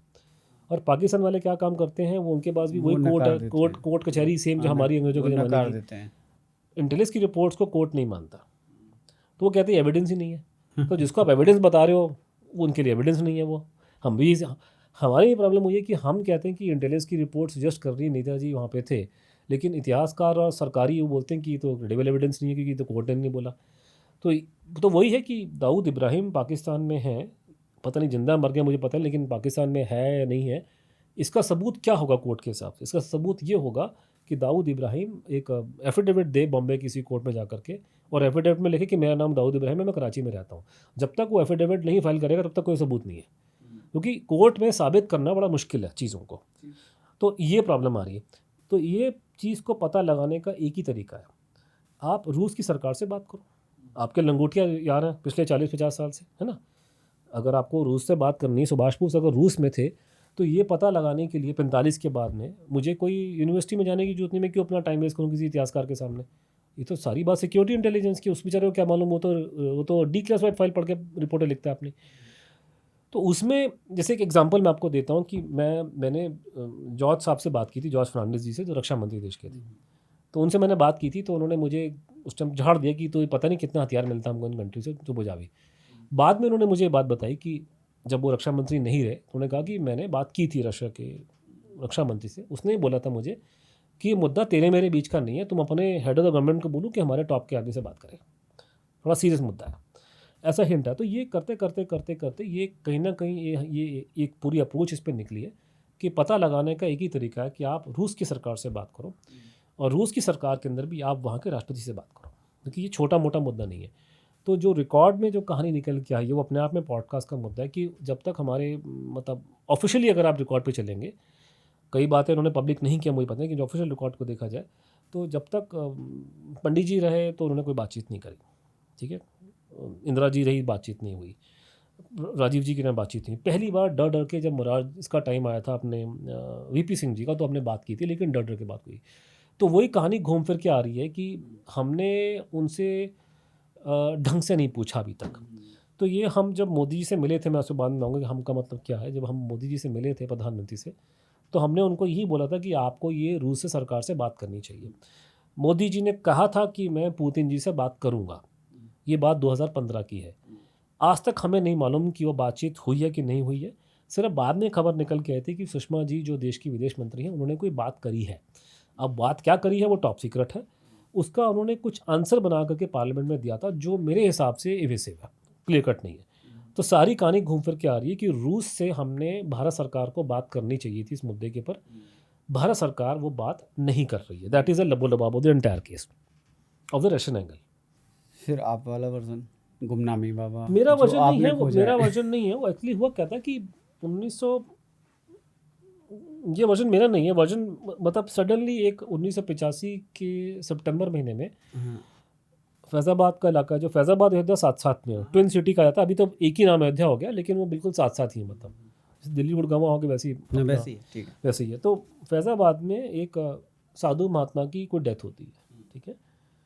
उसके जाने के 2-3 दिन बाद उसके चेले चपाड़े जो उनके साथ जिनके शिष्य होते हैं, वो इकट्ठे होकर उनके फटाफट उनकी बॉडी को लेकर के वहाँ पे, क्योंकि ये इलाका कैंटोनमेंट का इलाका है, पूरा कैंट है वहाँ पे मिलिट्री का, बिल्कुल कैंटोनमेंट की बाउंड्री के साथ में। और सरयू नदी, जो वो नदी है वहाँ पे, उसके बिल्कुल साथ में पब्लिक प्लेस में उनकी बॉडी को जला देते हैं। और पब्लिक प्लेस कौन सा है? वो बिल्कुल साथ में है गुप्तार घाट। गुप्तार घाट वो जगह है जहाँ भगवान राम ने जल समाधि ली थी। अच्छा, बहुत सुंदर मंदिर है। अभी आप कोई भी अयोध्या जाएगा तो वो देख के आइएगा। वो ठीक है। हर एक हिंदू का जाना जरूरी है वहाँ पे। तो गुप्तार घाट जहाँ भगवान राम ने कहा जाता है जल समाधि ली, उसी स्थान पे, उसी के बिल्कुल वॉकिंग डिस्टेंस पे आप मंदिर से बाहर आइए, सामने बोर्ड लगा है, वहाँ पे वो समाधि स्थल उनका, वहाँ पे उन्होंने, तो आप पब्लिक कैंटोनमेंट की ग्राउंड के बिल्कुल साथ में एक पब्लिक स्पॉट पे, एक बहुत बड़े हिंदुओं के इंपॉर्टेंट स्थान पे किसी बाबा को फूंक देते हो, ठीक है, बवाल तो मचेगा उस पर। पुलिस थी वहाँ पे, दूर से देख रही थी, उसने कुछ एक्शन नहीं लिया, वटेवर। पर जब वो आदमी जब ये हो जाता है, उसके बाद शहर में अफवाह उड़नी शुरू हो गई, आदमी कौन था। अफवाहें पहले भी थी लेकिन वो बाहर नहीं आई थी। तो वो मरने के बाद फिर उसमें से एक शिष्य जो था, उसके उसके मुंह से निकलना शुरू हुआ। पहले उसने कहा जी हम तो 13 आदमी यहाँ पर है, यहाँ तो 13 लाख लोग होने चाहिए थे आज के दिन में। तो तब ये बात निकली, और करते करते वहाँ पे लोकल एक न्यूज़पेपर था, नए लोग, अशोक टंडन जी उसके एडिटर थे, टंडन जी अभी हैं, टंडन जी ने ही वो खबर ब्रेक करी कि ये शायद सुभाष बोस की बात लोग कर रहे हैं। तो वहाँ से वो आग पकड़ी है, तो वो वहाँ से बढ़नी शुरू हुई। तो उसके बाद में एक और बहुत बड़ा न्यूज़पेपर था, नॉर्दर्न इंडिया पत्रिका, उसने उस पर प्रॉपर इंक्वायरी करी। उसमें 3 जर्नलिस्ट थे, जिसमें से प्रोफेसर अरोड़ा जी अभी हैं, बाकी एक सैयद कासुर हुसैन की डेथ हो गई है, और निर्मल निवेदन की डेथ है। कई लोग कहते हैं उनको मार दिया गया। तो बात है, निवेदन वॉज अ वेरी जाना माना जर्नलिस्ट था, शेखर गुप्ता जी के दोस्त थे। अगर आज के दिन में निर्मल निवेदन जीवित होते तो वो टॉप लेवल में होते, क्योंकि he was a very senior journalist. तो इन्होंने इंक्वायरी की, इन्होंने भी लबो लबाब निकाल के बोल दी, साहब ये सुभाष बोस दिखाई दे रहा है हमारे को। अब ये कहानी जो भी थी वही 85 में शुरू हुई। उसके मरने के बाद मीडिया ने हवाला मचाया, और ये पता नहीं खबर कभी लखनऊ से आगे बाहर नहीं आया। ठीक है, 1-2 खबर छोटी मोटी छप गई हो धर्म में तो पता नहीं, लेकिन ये कभी मुद्दा नहीं बना देश के अंदर। ये आग निकली और बंद हो गई। मैं साल 2001 में मेरा इस केस में एंट्री होती है। मैं हिंदुस्तान टाइम्स में नौकरी करता था, और वहाँ पे उस टाइम तक एक मुखर्जी कमीशन ऑलरेडी इंक्वायरी कर रहा था इस केस पे।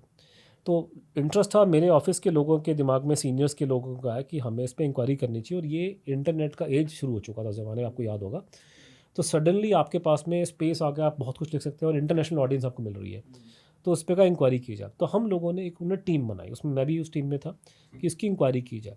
तो पहली हमने जो उसमें इंक्वायरी की, अब मैं दिल्ली का आदमी हूँ, दिल्ली में पैदा बड़ा हुआ, तो मेरे लिए कोई अगर कोई मुझे बोले कि कोई गुमनामी बाबा सुभाष चंद्र बोस था, तो मैं तो सुन के गाली दूंगा माँ बहन की उसको। मैंने पागल हो गए। पागल है साला, गाली कहाँ सुभाष बोस आ जाएगा फैजाबाद के अंदर। तो मेरा ये एटीट्यूड था। मैं जब पहली बार किसी ने मुझे बताया था कि ये कोई यूपी के लोग हैं, वो कह रहे हैं सुभाष बोस है, मैंने उनको माँ बहन की गाली दी। बात सीधी बता रहा हूँ आपको, बात मैंने पाप किया, मैंने गाली दे के भगा दिया उनको। तो तो मेरे दिमाग में ये कॉन्सेप्ट नहीं था। तो हमें दिमाग में वही कहानी थी, प्लेन क्रैश की और रशियन एंगल की। तो इनिशियली जब गवर्नमेंट की रिपोर्टें पढ़ी हैं, तो मुझे गवर्नमेंट की रिपोर्टें विश्वास हो गया कि बहुत अच्छी तरह से लिखी गई हैं। बाद में धीरे धीरे जब हमने और लोगों से बातचीत की, कुछ और रिकॉर्ड हमारे हाथ में आए, हमें डाउट हुआ। तो वो मैंने इनपुट सब दिए, 3-4 लोग थे, मेरा इनपुट सबसे ज़्यादा था उसमें। तो करते करते जो हमारे सीनियर एडिटर्स थे, उन्होंने ये डिसीजन लिया कि ऑन अवेलेबल एविडेंस वो डेथ कन्फर्म नहीं है इस आदमी की। तो ये प्रॉब्लम, तो वो हमने, मतलब रिपोर्टिंग करना और बात है, लेकिन आप फैसला ले रहे हो हिंदुस्तान टाइम्स के बिहाफ पे, जो उस टाइम पे दिल्ली का, भारत का नंबर, इस टाइम का नंबर पेपर था नॉर्थ इंडिया का, और कहा जाता है कांग्रेस का क्लोज पेपर है। उसके बावजूद आपने ऐसी रिपोर्ट दे दी करके। तो वो जब ये रिपोर्ट दी, तो मुझे मुखर्जी कमीशन में हम सबको गवाही के लिए बुलाया गया। जब मैं छोटा था, हम लोग जब बचपन में छोटे थे, हमको खबरें सुनने को मिलती थी कि साहब ये तो राजीव गांधी की डेथ पे कमीशन बैठा हुआ है, महात्मा गांधी की डेथ पे कोई कमीशन बैठा था, कपूर कमीशन, नेताजी भी कमीशन बैठे हुए हैं। तो suddenly one fine morning I realise कि मेरे घर में नेताजी कमीशन बैठी हुई है, मुखर्जी कमीशन, और उसका सम्मन आया है कि आपको भी गवाही देनी है। तो थोड़ा सा घबराहट भी होती है और थोड़ा सा ये भी लगता है कि भाई हमारा भी इतिहास में नाम चला गया, कल को लोग लिखेंगे कि मुखर्जी कमीशन सुभाष बोस की डेथ का बना था, उसमें अनुसर भी किया था करके एक नाम मेरा भी आ जाएगा फुटलाइन। फिर मैं जब वहाँ पहुँचता हूँ गवाही देने के लिए, तो मैंने वहाँ पे प्रणब मुखर्जी को देखा। तो मैंने तो पहली बार देखा ज़िंदगी में, आखिरी बार उनको। प्रणब बाबू बहुत बड़े नेता थे, देश के विदेश मंत्री रह चुके थे, सब कुछ थे। तो प्रणब बाबू थे विटनेस नंबर 48, मैं विटनेस नंबर 50 और विटनेस नंबर 51 नटवर सिंह। मतलब मैं कौन, मेरे जैसा कीड़ा बैठा हुआ है दिल्ली में। एक राष्ट्रपति बने, एक विदेश विदेश मंत्री मंत्री, इतने बड़े लोग, कुंवर नटवर साहब वो साथ ही बैठे थे। मैंने प्रणब बाबू की जब एग्जामिनेशन हुई ये विज्ञान भवन के बाद दिल्ली में, तो उनकी प्रणब बाबू की हालत ख़राब थी। वो तो मुझे आप मालूम है क्यों घबराए हुए थे, बस इतना बड़ा आदमी घबराने के चक्कर किसी को मीडिया में इसमें इंटरेस्ट नहीं था उस ज़माने में, कोई मीडिया नहीं था वहाँ पे। 4-5 लोग बैठे थे वहाँ मुश्किल से, जिसमें से 1-2 नेताजी की फैमिली के थे, बाकी हमारे जैसे पागल बैठे थे।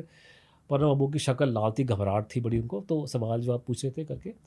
आई फेल्ट ऑफकोर्स इन अ वे कि हाँ बड़ी बात है, चलो नाम आ जाएगा। उसके बाद में लेकिन जब ये बात घटना क्रम जब मैंने गवाही दे दी, जो भी था गवाही की कोई वैल्यू नहीं थी उसमें, लेकिन उसके बाद ना मुझे वो इंग्लिश में कहते हैं ना कि something begins to sink in you. आपको झटका लगा, आपको समझ में नहीं आया, लेकिन बाद में मुझे ना बुरा लगा शुरू हुआ कि यार जब हमने खुद कंक्लूड कर दिया कि प्लेन क्रैश में नहीं मरे, फिर हुआ क्या उनको। तो एक ही कहानी चलती थी हिंदुस्तान में कि साहब वो रशिया में मार दिया और पंडित जी को नाम लोग घसीटते थे। तो बड़ा तकलीफ हुई यार, इतना बड़ा आदमी, इतना देश के लिए इतना काम किया, वो इतनी बुरी मौत मारा जाए रशिया में जा करके, जी, ये भी इतना गलत, ये तो बहुत हजम गलत, नहीं ये होता तो है। बड़ा गलत हुआ है। तो ये तो कुछ होना चाहिए। तो मैं, आप कह सकते हैं कि वो डिप्रेशन टाइप हो जाता है ना कि क्या करें। तो मैंने फिर मैं क्या करूं, मैं तो कोई बड़ा जर्नलिस्ट तो हूँ नहीं मैं तो, और मैं ऊपर से मेरे पास कोई रिपोर्टिंग बीट भी नहीं थी, मैं तो डेस्क जर्नलिस्ट था। तो मैंने एक तुक्के मारने शुरू कर दिए। मैं आज के दिन में फट्टे मार सकता हूँ कि मैं बड़ा 30 मार का एक्सपर्ट था, लेकिन मैं झूठ बोलता नहीं इस केस में खासकर। मैंने फट्टे मारने शुरू की कि मेरे को कोई भी आदमी मिलता था, जैसे आप मुझे मिले, आप मेरे ऑफिस में काम करते हो या फिर आप किसी और न्यूज़पेपर में काम करते हो, टाइम्स ऑफ इंडिया वाले हो, यार तू तो कवर करता है होम मिनिस्ट्री, बताए ना ज़रा पूछ क्या क्या है अंदर, क्या चीज़ है। मतलब ये मेरे में कॉमन सेंस थी कि इसका जवाब सरकार के पास कहने के अंदर होगा, होम मिनिस्ट्री वालों के पास, पीएमओ में, इंटेलिजेंस में, एमईए के लोगों ने, क्योंकि ये लोग हैंडल करते हैं इन चीज़ों को, हम लोग तो हैंडल करते नहीं। तो मैं ऐसे लोगों से बातचीत करके, पत्रकारों से इधर उधर से बात करता था कि भाई तुम्हारे कोई जानने वाला है पीएमओ में, आईबी में, रॉ में, इनसे बात करो। तो वो तुक्के जो मैंने मारे ना, वो तुक्को ना थोड़ी मुझे बिट बाय बिट मुझे कुछ पीसेस मिलने शुरू हो गए। तो सबका कॉमन ये था कि इसमें कुछ तगड़ा, इसमें झोल है इस पूरे केस में, there something very big about it, कुछ सीक्रेसी है ये वो करके, बट कुछ क्लैरिटी नहीं थी मतलब उस सेंस में। बाद में एक दिन करते करते मेरा, आप कह सकते हैं कि मैं कहते हैं ना, I was shooting in the dark, मैं अंधेरे में गोलियां चला रहा हूँ और गलती से मैंने निशाना लग गया उस पर। तो गलती से जो मेरे एफर्ट थे उसमें मेरा गलती से कोई ऐसा मिल गया मुझे जिसका कनेक्शन गवर्नमेंट के किसी बहुत टॉप लेवल के लोगों के साथ था, ठीक है, जिन लोगों ने केस को हैंडल किया हुआ था। तो वहाँ से वो सवाल जवाब स्टार्ट हुए। तो वो पूछा भाई ये है क्या। तो वो जिस व्यक्ति ने बातचीत की उसने हमारे बिहाफ से बातचीत किया, उसने पूछा, अपने अंकल को पूछा, जो अंकल जो टॉप का आदमी बैठा, कि अंकल आपने देखा आजकल हिंदुस्तान टाइम्स में बड़ी खबरें हैं सुभाष चंद्र बोस के बारे में। कहता हाँ देखा, सब बकवास है, कुछ नहीं है उसके अंदर, हमारे पास बहुत माल पड़ा हुआ है, हमारे पास में काफ़ी कुछ है, उसमें कुछ भी नहीं है इन रिपोर्ट्स के अंदर, जबकि जो हमें लिखा था काफ़ी अच्छा लिखा था उस ज़माने, लेकिन उन्होंने कहा जी कुछ नहीं है, बेकार है, हमारे पास बहुत माल पड़ा हुआ है। उसे कहा नहीं, फिर बात कैसे करते करते ये कहते नहीं, ये पॉलिटिकल डिसीजन है, गवर्नमेंट का लेना है फैसला, हम लोग को डिसाइड नहीं करते, बट ऊपर की टॉप लीडरशिप को डिसाइड करना है क्या करना है, कब करना है, पॉलिटिकल डिसीजन है। पूछा अंकल क्या वो मर गए सुभाष चंद्र बोस प्लेन क्रैश में, और इतना बड़ा फ्रीडम फाइटर तुम उसे क्यों मारते, वो तो रशिया निकल गया था। This is coming from somebody who is in the system and who knows everything. तो वो तो रशिया निकल गया था, क्यों मार रहे हो उसको, तुम उल्टा बोल दिया उसको। तो यहाँ तक तो जब बातें हुई तो वो समझ में आता कि रशियन अंकल की बात लोग बोलते थे, कई लोगों ने बोला कि वो रूस में थे और ये इन्होंने मरवाया लोगों ने, ये बात लोग, तो अगर वो भी कह रहा है तो वही बात, सेम बात बोल रहा है। पर सडनली उसने वहाँ पे ट्रैक चेंज कर दिया और वहाँ फिर उसने बोला कि नो, हमारे पास, इंग्लिश में कहा था कि we have all the records, हमारे पास सब रिकॉर्ड पड़े, और ये वर्ड यूज़ किया उन्होंने कि we were in touch with him until 1985, हम उनसे 85 तक कनेक्शन में थी, हम मतलब गवर्नमेंट। वाह। और ये बोला कि प्रधानमंत्री इंदिरा गांधी के मिनट्स ऑफ डिस्कशन पढ़े हैं सुभाष चंद्र बोस से बातचीत की, मिनट्स पढ़े हैं उसके सुभाष चंद्र बोस से, इंदिरा गांधी प्राइम मिनिस्टर के, इंदिरा गांधी पीएम बनी है 1966 में, तो 66 के बाद सुभाष बोस से इंदिरा गांधी मिल रही हैं, उनके मिनट्स पड़े हैं गवर्नमेंट के पास में, कोई टॉप सीक्रेट इन्फॉर्मेशन है। तो बोला कि ये गवर्नमेंट को बताना पड़ेगा, ये पॉलिटिकल डिसीजन है और ये केस इतना कॉम्प्लिकेटेड है, ये लोगों को समझ में नहीं आएगा, ये बातें बोली। ऐसे उन्होंने मुझे जो बातें बोली सुन के मेरे होश उड़ गए थे। उसमें से आधी बातें ऐसी आपको बोलूँगा आपके भी होश उड़ जाएंगे, लेकिन अभी ऑनलाइन नहीं बोलूँगा आपको मैं, क्योंकि वो खतरनाक बातें हैं। तो पर मोटी मोटी बात बोली कि 85 तक वी वर इन टच। कुछ बोल दीजिए। नहीं बोलती 85 तक we were in touch with him, ठीक है। तो उसमें 85 तक वी वर इन टच, मेरा दिमाग घूम गया। मैंने कहा ये क्या बोले जा रहा है 85 में सुभाष। तब तक तो हम सोचे सुभाष चंद्र बोस होंगे, वो अंग्रेजों के ज़माने की बात थी, गांधी जी के टाइम का। स्टालिन ने मार भी दिया हो, स्टालिन मारा 53 में, तो ये तो दादाजी के टाइम की बातें होगी ना। Suddenly you are talking about man being in 85 तो भैया रिसेंट है, वो तो हम भी उस टाइम पे देख लेते हैं अगर छोटे मोटे बच्चे होकर के। उस टाइम तो ये Rajiv Gandhi prime minister country के थे। ये क्या सडनली आप डीप हिस्ट्री से बिल्कुल मॉडर्न टाइम्स में कैसे लेकर आ गए। तब तक तो मेरे को ये रियलाइज नहीं था कि नेताजी की एज कितनी है।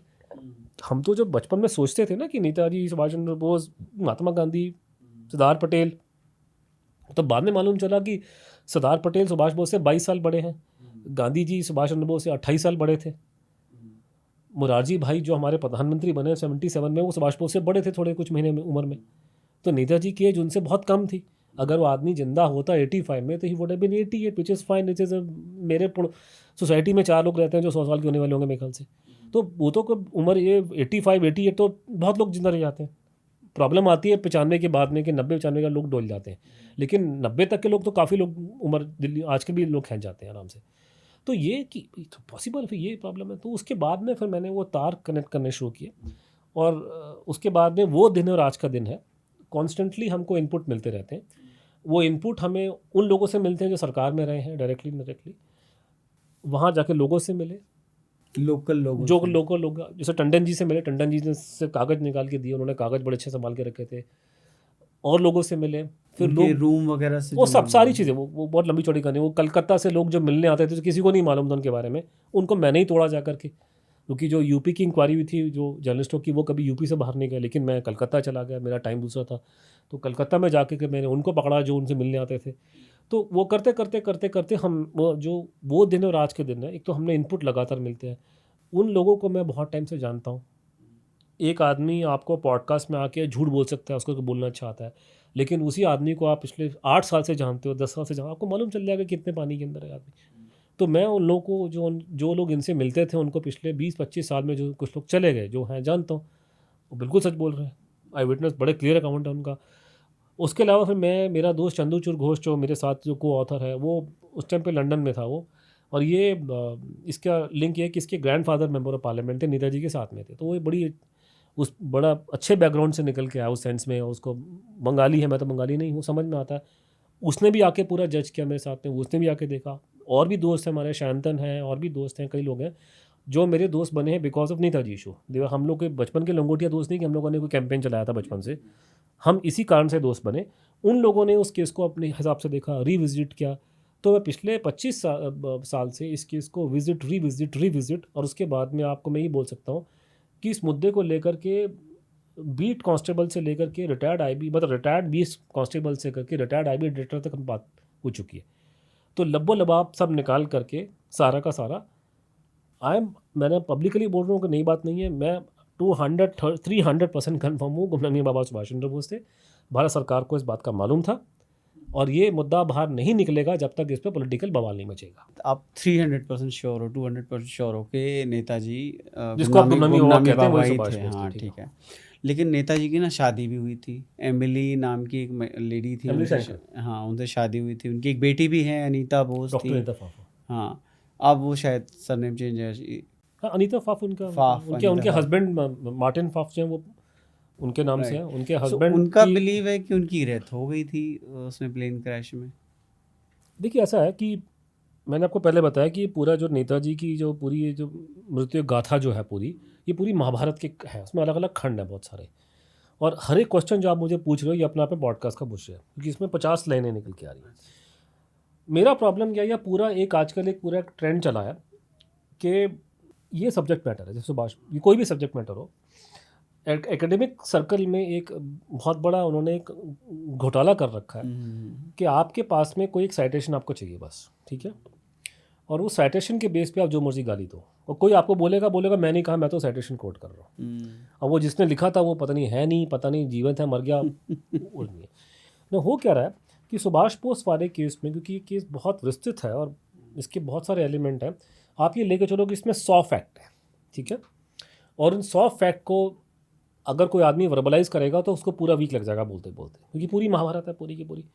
तो मैं एक पॉडकास्ट कर रहा हूँ या मैं कोई ट्विटर में उसका पोस्ट डाल रहा हूँ या कर रहा हूँ, तो जो मेरी पॉलिटिकल थिंकिंग है उसके हिसाब से मैं उस 100 में से वो 2 पॉइंट निकाल के बता दूंगा आपको।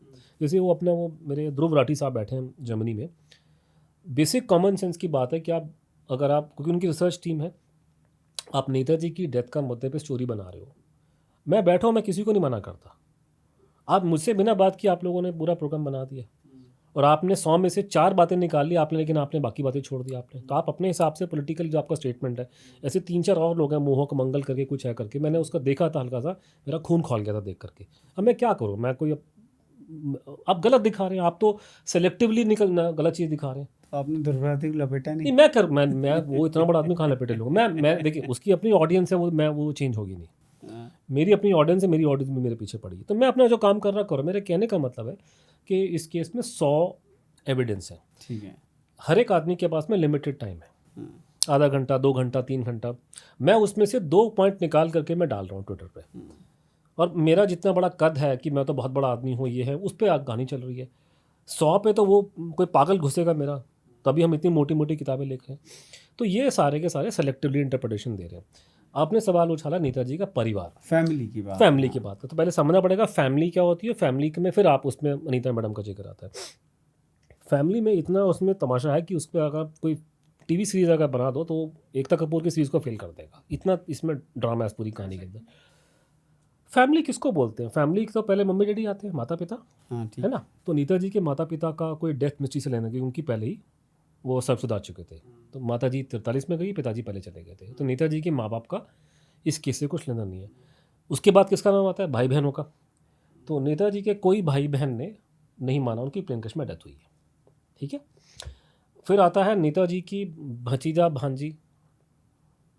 लड़की को तो पता है, लड़की तो नेताजी को ज़िंदगी में एक ही बार देखा जब वो 2 महीने की थी, उसके बाद कभी सुभाष बोस को देखा नहीं, तो उसकी तो फादर लिविंग मेमोरी में है ही नहीं। भतीजा भतीजी तो शरद चंद्र बोस, भतीजा शरद चंद्र उनके बड़े भाई थे,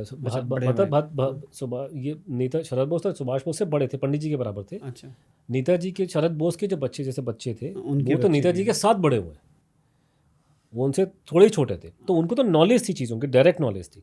वो भी नहीं मानते? कोई नेताजी का भतीजा भांजा कोई ने नहीं माना, सिर्फ एक को छोड़ के जो कांग्रेस पार्टी में चला गया था, शिशिर कुमार बोस, ठीक है।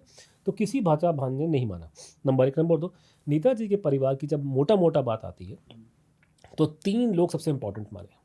पहला आपने नाम लिया शरद चंद्र बोस। शरद चंद्र बोस सुभाष बोस के बड़े भाई थे, राजनीति में ये दोनों भाई थे सारे भाई बहनों में से। और शरद बोस बहुत बड़े, उनका भी बहुत बड़ा नाम था, वो बहुत बड़े वकील थे, उनकी मूर्ति लगी है यहाँ पे कलकत्ता हाई कोर्ट के सामने, तो उनको भी लॉ की समझ है। उस हबीबुर रहमान को उन्होंने घर बिठा करके 14 दिन तक बात की थी उन लोगों ने, तो उनको समझ है लॉ के बारे में क्या बोल रहे हैं, ठीक है। उन्होंने इंक्वायरी भी की सुभाष बोस की डेथ की।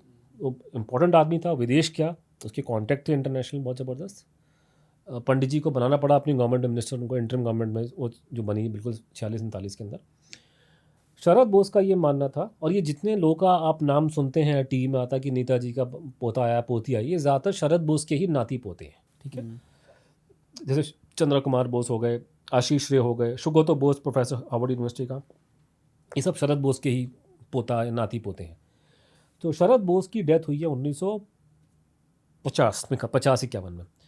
उनका मत बड़ा क्लियर था कि मेरा भाई नहीं मरा, पहले मुझे खबर नहीं थी, मैंने इंक्वायरी कर ली है, मेरा भाई नहीं मरा। हबीबुर रहमान वही बोल रहा है जो उसको ऑर्डर हुआ है बोलने का उनकी जान बचाने के लिए।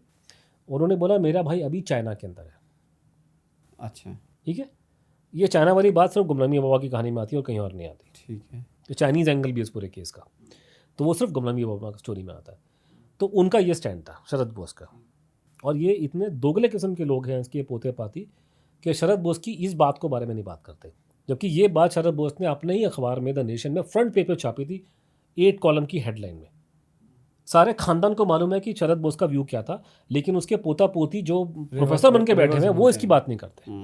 ऐसे लोग उन्होंने धोखे में रखा उन लोगों ने। दूसरा इंपॉर्टेंट आदमी नेताजी की लाइफ में अगर आप बोलेंगे ज़्यादा, इनफैक्ट वो ज़्यादा इंपॉर्टेंट होगा, शरद और सुभाष के बीच में थे सुरेश बोस और तारूबला, उनकी बहन। तो सुरेश बोस जो थे उनकी इंपॉर्टेंस ज़्यादा है क्योंकि वो बनी थी आपकी शाहनवाज कमेटी 1955 में, उसमें सरकार में इनको डालना पड़ा क्योंकि ये परिवार का सदस्य चाहिए था और ये आदमी मजिस्ट्रेट था पहले मेरे ख्याल से। तो सुरेश बोस ने सारे रिकॉर्ड देखे थे जो उनको दिखाए गए, और जब शाहनवाज कमेटी इंक्वायरी करने के लिए जापान गई तो वो साथ में गया था, तो उसने खुद एग्जामिनेशन किया हबीबुर रहमान का, उसने खुद एग्जामिनेशन किया है जापानी विटनेसेस का 1955-56 में जा करके। सुरेश बोस का स्टैंड 1972 में जब खोसला कमीशन रिपोर्ट बनी थी, उसने कसम खा के पब्लिकली कमीशन में बोला कि मेरा भाई अभी जीवित है। अच्छा, ठीक है। और सुरेश बोस के कॉन्टैक्ट गुमानी बाबा के साथ में थे, उसमें करेक्टर है क्लियर कट। ठीक है। तीसरा सबसे इंपॉर्टेंट पर्सन इस पूरी कहानी में नेताजी के परिवार में आते हैं नेताजी की wife Emily Schenkl. Emily Schenkl की डेथ हुई है 1996 में, तो वो भी बहुत रीसेंट हो गई है। ठीक है। हाँ, और बात की बात है तो उन्होंने अपने जीते जी कभी, वो कहा जाता है कि नेताजी का प्लेन क्रैश हुआ और उनका क्रिमेशन हुआ ताइवान में, और उनकी अस्थियों को ले जाया गया जापान में और वहाँ जाके किसी मंदिर में रंकोजी टेम्पल में रखा हुआ है। एमिली शेंकल की वजह से वो अस्थियाँ कभी, वो गवर्नमेंट कोशिश कर रही थी इनको भारत में लाया जाए पंडित जी के टाइम से, वो नहीं ला सके। उसका मेन कारण ये था कि एमिली शेंकल ने कभी नहीं माना कि मेरे हस्बैंड की अस्थियाँ, वो कोई प्लेन क्रैश नहीं हुआ। उनकी नॉलेज जो, उनकी इन्फॉर्मेशन थी कि वो रूस में थे और रूस में कुछ गलत घटना घटी उनके साथ में। उनका स्टैंड ये था कि मेरा हस्बैंड रशिया में है और ये अस्थियाँ उनकी नहीं है, और उन अस्थियाँ लाने से मना कर दिया। उसमें एक बड़ा अच्छा एपिसोड निकल के आता है कि 1955 के सितंबर के आसपास के महीने में भारत सरकार ने आखिरी बार कोशिश की उनका दिमाग चेंज करने की, तो प्रणब मुखर्जी जो हमारे विदेश मंत्री थे वो उनके पास में गए, एमिली शेंकल के पास में, रिकॉर्ड पे उस रिपोर्ट सरकार में झूठ लिखा है। मैं आपको पूरी कहानी सुना रहा हूँ, तो झूठी कहानी आदि इन्होंने फ्लोट करी है गवर्नमेंट के रिकॉर्ड्स में, बट पूरी कहानी मालूम है कि सर परिवार के लोग भी वहाँ मौजूद थे। तो जैसे ही उनका मालूम चला एमिली शेंकल को कि प्रणब मुखर्जी आने वाला है और ये कन्विंस करने के लिए आने वाला है, तो भड़क गई सुन करके उसका नाम। उसके बाद जब वो प्रणब मुखर्जी उनसे मिलने आते हैं तो अनीता बैठी हैं, अनीता के हस्बैंड डॉक्टर मार्टिन फॉफ बैठे हैं और नेताजी की वाइफ बैठी हैं। तो उन्होंने तो साफ बोल दी कि मेरे सामने बैठने की जरूरत नहीं है, आपको भागो यहाँ से, और बात करने को राजी नहीं इस केस पे। तो प्रणब बाबू को वहाँ से बाहर निकलना पड़ा, तो वो दुत्कार दिया, तो वो जाते जाते अनीता मैडम को साथ ले गए। उनको जो पट्टी पड़ाई है उसके बाद से अनीता का स्टैंड कुछ ऊपर नीचे हो गया, लेकिन इसेंशली नेताजी की वाइफ ने भी नहीं माना उनकी प्लेन क्रैश में डेथ। आज सेलेक्टिवली आप मीडिया में स्टोरी फ्लोट कर रहे हो कि उनकी लड़की ये बोलती है, और लड़की का स्टैंड भी बदलता रहता है ऊपर नीचे, कभी कुछ कभी कुछ कभी कुछ। मेरी बात को मारो गोली, मैंने अपनी, हमारी किताब है बोस रिसेप्शन जो हमने गवर्नमेंट के रिकॉर्ड पे बनाई है पूरी, आप उसका लिंक डाल देना, उसका क्या नाम है अपना, पेंगुइन रैंडम हाउस ने छापी जो वर्ल्ड का नंबर 1 पब्लिशर है, वो बेवकूफ़ नहीं है जो किताबें छापेंगे इस तरह की। तो उसमें पूरे हमने गवर्नमेंट के रिकॉर्ड लगा, जिसमें एक रिकॉर्ड मुझे याद है कि हमने लगा रखा है कि आपने जो जयशंकर जी जो हमारे अपनी विदेश मंत्री हैं, उसी का डॉक्यूमेंट है कि इसमें लिखा हुआ है कि अनीता का स्टैंड क्लियर नहीं है इस केस पे।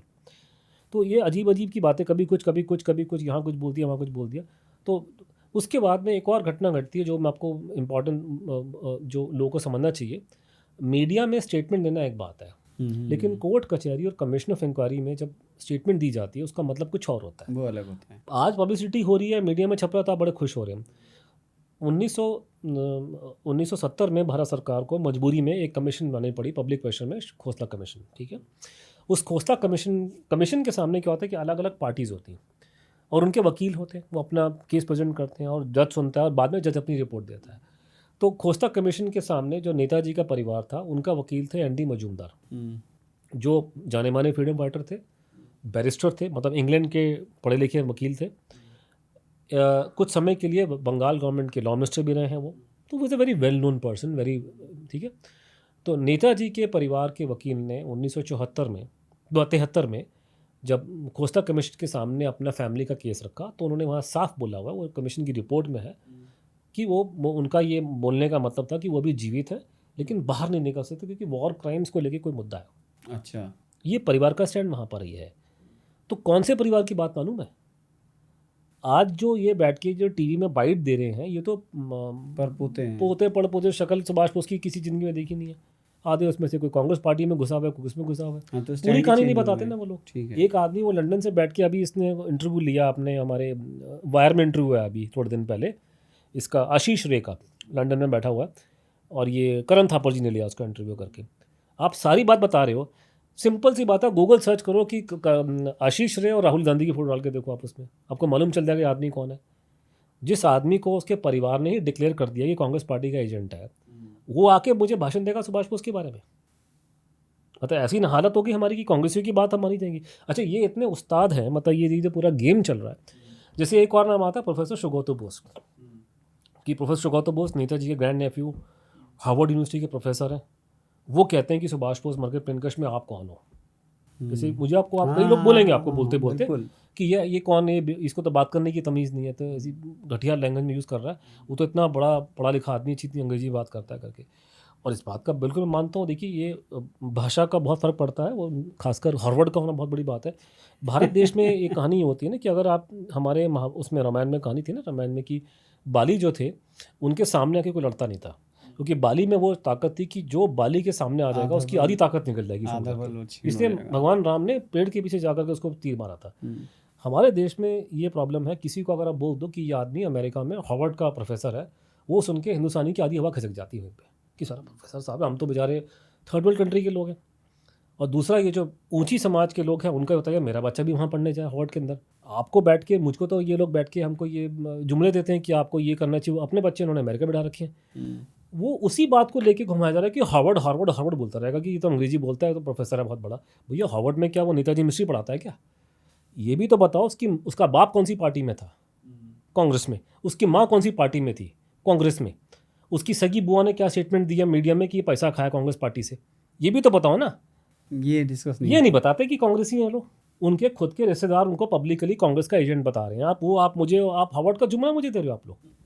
इनका सबका कच्चा चिट्ठा आप देखिए, वो सारा हमने डाला किताबों के अंदर, ये है कौन। और ऑथेंटिक सोर्सेज से, मैं नहीं कह रहा, ऑथेंटिक सोर्सेज गवर्नमेंट के रिकॉर्ड्स में लिखा हुआ है, उसमें लिखा हुआ है। यार, कांग्रेस पार्टी के लोग बताएंगे मुझे सुभाष बोस की डेथ के बारे में। अब जैसे वो खबर आती है ना कि शाहनवाज खान ने इंक्वायरी की थी नेताजी की, आपने सुना होगा, नेताजी की डेथ इंक्वायरी थी। शाहनवाज खान INA के बहुत बड़े सोल्जर थे। उसमें ये लिखा है कि सन 46 में वो आदमी कांग्रेस पार्टी ज्वाइन कर गया था। उसमें लिखा है कांग्रेस पार्टी का MP था, मंत्री बना दिया बाद में उसको। तो सर, एक मोटा मोटी इसका वो निकल के आता है कि कांग्रेस नहीं चाहती थी कि ये सच सामने कांग्रेस आए। का प्रॉब्लम, सुभाष बोस का प्रॉब्लम कांग्रेस के साथ, गांधी के साथ था, तो सभी को पता है, इसमें तो नई बात तो क्या है। वो नहीं चाहती थी कि सामने आए, तो अभी की गवर्नमेंट के साथ में ऐसा क्यों है? देखिए, उसका जानने के लिए हमें उस क्वेश्चन वापस जाना पड़ेगा सन 46-47 में। जो अभी जो कर रही है वो एक घटनाक्रम चलता है, और कई बार सरकार बदलने से पॉलिसी चेंज नहीं होती। कोई पॉलिसी 70-80 साल से चलती आ रही है, उसको एकदम से चेंज करना बड़ा मुश्किल आता है। तो अभी उसमें हुआ क्या था, जो कहानी का, अभी सरकार का स्टैंड क्यों नहीं बदल रहा, चेंज नहीं हो रहा। पहली बात तो ये कि अभी गवर्नमेंट का स्टैंड क्या है। अभी की गवर्नमेंट का स्टैंड ये है कि पिछली सरकार ने ये फैसला लिया था, क्योंकि जब मुखर्जी कमीशन की रिपोर्ट आई तो उसने कहा जी प्लेन क्रैश नहीं हुआ, ठीक है, और उन्होंने उसको कांग्रेस की गवर्नमेंट ने रिजेक्ट कर दिया। तो ये गवर्नमेंट कहती है कि ये स्टैंड हमारा नहीं है, ये पिछली सरकार का लिया हुआ है, अगर आप कोई नए इनपुट देंगे तो हम सुनने को राजी हैं। तो ये वाली सरकार का स्टैंड थोड़ा सा अलग है कि they are open to new ideas. शायद तभी हम लोग पॉडकास्ट भी कर रहे हैं कि भाई पब्लिक को समझ में आ, और सवाल पूछें मोदी गवर्नमेंट से, भी आप खुद मान रहे हो कि वो स्टैंड कांग्रेस का था और आप नए इनपुट के लिए रेडी हो। उसमें ये कहानी ये हुई, जो घटनाक्रम जो घटा वो ये है कि आपको मैंने बताया था कि सुभाष बोस बाहर गए। आज़ादी की लड़ाई यहाँ पे नहीं हो रही थी, जब हुई तो उन्होंने भारत छोड़ो आंदोलन की धज्जियाँ उड़ा दी अंग्रेज़ों ने, वो ख़त्म हो गया। सुभाष बोस ने INA को लेकर के वो जो भी कुछ किया, उसकी वजह से हुआ ये कि भारत में जो अंग्रेज़ का राज चल रहा था पूरी दुनिया में, वो चल रहा था क्योंकि उनके पास हिंदुस्तानी इनके फ़ौज में थे, हाँ, उनके लोकल पुलिस मिलिट्री में सपोर्ट, थे। लोकल सपोर्ट नहीं, लोकल का ही था, लोकल का ही था वो। इसमें आजकल ये मैंने कहा बहुत गलत बात बोलते हैं अंग्रेज़ों के बारे में कि अंग्रेज़ जाकर के मार रहे हैं लोगों को गाँवों में। इंग्लैंड आप गए, आपको पता है कि इंग्लैंड के अंदर अगर टेम्परेचर 30 डिग्री हो जाए तो अंग्रेज बुढ़े मर जाते हैं बेचारे। वो उनका शरीर 30 डिग्री टेम्परेचर बर्दाश्त नहीं कर सकता। हम तो 30 में हमारी बॉडी ऑप्टिमल स्टार्ट होती है हमारी, हम तो 40 में बर्दाश्त कर लेते हैं आराम से। सर, एक चीज़ आपने और भी बोली थी ऑफलाइन, बड़ी अच्छी चीज़ बोली थी कि जब वो जलियांवाला बाग हत्याकांड मैं हो उसी रहा बार था, हूँ हाँ, कि अंग्रेज जो थे वो बेचारा 30 डिग्री में जो आदमी मर जाता है, वो आपको लगता है कि भारत के गांव में जाकर के वो मारपीट करेंगे? ये जितने गोली बजाने का काम थे कि पुलिस वाले गोलियां मारते थे हमारे फ्रीडम फाइटर्स को, डंडे मारते थे, टॉर्चर करते थे, ये सारे अंग्रेज नहीं करते थे, अंग्रेज सिर्फ ऑर्डर करता था। हाँ, ऊपर मारने वाले सारे हमारे देसी भाई थे, हमारे ये इंडियन हिंदुस्तानी। जलियांवाला बाग में इन्होंने विलन बना के रखा हुआ है डायर को, डायर ने हुक्म दिया था। तुम ना मारने वाले कौन थे? तुम ना मारते। मारने वालों के आसपास जो जितने पुलिस वाले जो खड़े थे, सब जिन्होंने इंडियन। रोक के रखा था कि इनको बाहर मत निकलने दो, वो कौन थे? सब इंडियन। उसके बाद किन लोगों ने अलाउ किया कि जो जिन्होंने गोलियां मारी हैं या जिन लोगों का जलियांवाला बाग में या और जगह में हाथ है, 47 के बाद भी उनमें से कई लोग जिंदा थे, इनको पेंशन किन लोगों ने दी है, ये बताओ मुझे। इंडियन गवर्नमेंट ने। तो आप उसके भागीदार नहीं हुए? अगर जलियांवाला बाग एक वॉर क्राइम है, जलियांवाला बाग एक वो है, तो उसमें गोली मारने वाले भी वॉर क्रिमिनल होंगे, कॉम्प्लिकेटेड। ठीक है ना? तो जिन्होंने गोली मारी जिनको पेंशन देने वाले क्या हुए फिर? ये भी उस पाप का भागीदार हुए ना। बिल्कुल हुए। तो ये सारी मारपीट करने वाले हिंदुस्तानी थे, ठीक है। तो इनकी वजह से हुआ क्या कि सुभाष बोस की वजह से भारत की फौज में रिवोल्ट की नौबत से आनी शुरू हो गई, ठीक है। उसका एक आपको मैं एग्जांपल देता हूँ, आपको समझ में आएगा कि कितनी खतरनाक बात है। नेताजी के मरने के कोई ऑलमोस्ट 1 साल के आसपास बाद में लुई फिशर नाम का एक बहुत बड़ा जर्नलिस्ट महात्मा गांधी से मिलने आता है। और लुई फिशर बहुत बड़ा जर्नलिस्ट है, पुलित्जर अवार्ड विनिंग, विकिपीडिया में एंट्री मिल जाएगी। उसी की किताब पे वो फिल्म बनी थी महात्मा गांधी की, वो एटनबरो की, ठीक है। वो भारत का दोस्त था, गांधी जी का बायोग्राफर था। तो लुई फिशर की 20 जुलाई 1946 को महात्मा गांधी से बात होती है। उसके बाद वो चला जाता है, कहानी ख़त्म, किसी को नहीं पता क्या हुआ। उसके बाद करते करते करते करते फिशर साहब की डेथ हो जाती है अपने टाइम पे। और 1990 के दशक में कहीं जा कर के उसके जो घर के पेपर उसके घर वाले उठा करके अमेरिका में प्रिंसटन यूनिवर्सिटी में डाल देते हैं। तो वहाँ से हमने माल निकाला प्रिंसटन यूनिवर्सिटी से। तो हुआ क्या कि उसके जाने के 20 तारीख को, मैं सुभाष बोस को मरे 1 साल हो चुके हैं, ठीक है। 20 तारीख को ये मिलता है। 22 तारीख को गांधी जी के बिहार पे गांधी जी की सेक्रेटरी खुर्शीद-बेन नौरोजी, जो दादा भाई नौरोजी की ग्रैंड डॉटर है, एंड शी वॉज नॉट वो ये गांधी जी की वो एक्सपेरिमेंट वाली सेक्रेटरी नहीं थी, ये प्रॉपर तगड़े काम करने वाली सेक्रेटरी जो इंटेलिजेंस के अच्छे काम करती थी। She was a very big well known freedom fighter. Experimental secretary नहीं थी। हाँ, एक्सपेरिमेंटल नहीं थी वो, तो वो एक अलग काम थी वो। इसमें ये उसने गांधी जी के बिहार पे चिट्ठी लिखी फिशर को। उसमें ये लिखा, अलग बातें लिखी। उसने बोला कि गांधी जी को मालूम है कि जो भारत की फ़ौज है उसका टेम्परामेंट अब वो नहीं है जो फर्स्ट वर्ल्ड वॉर में था। आजकल ये थोड़े से प्रो रेवोल्यूशन टाइप हो गए।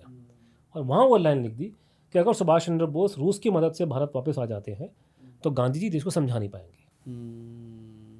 इस तरह की बातें फिर बाद में लुई फिशर ने जाके इंक्वायरी करी रशिया में इस बात को लेकर के, सुभाष बोस की डेथ को लेकर के।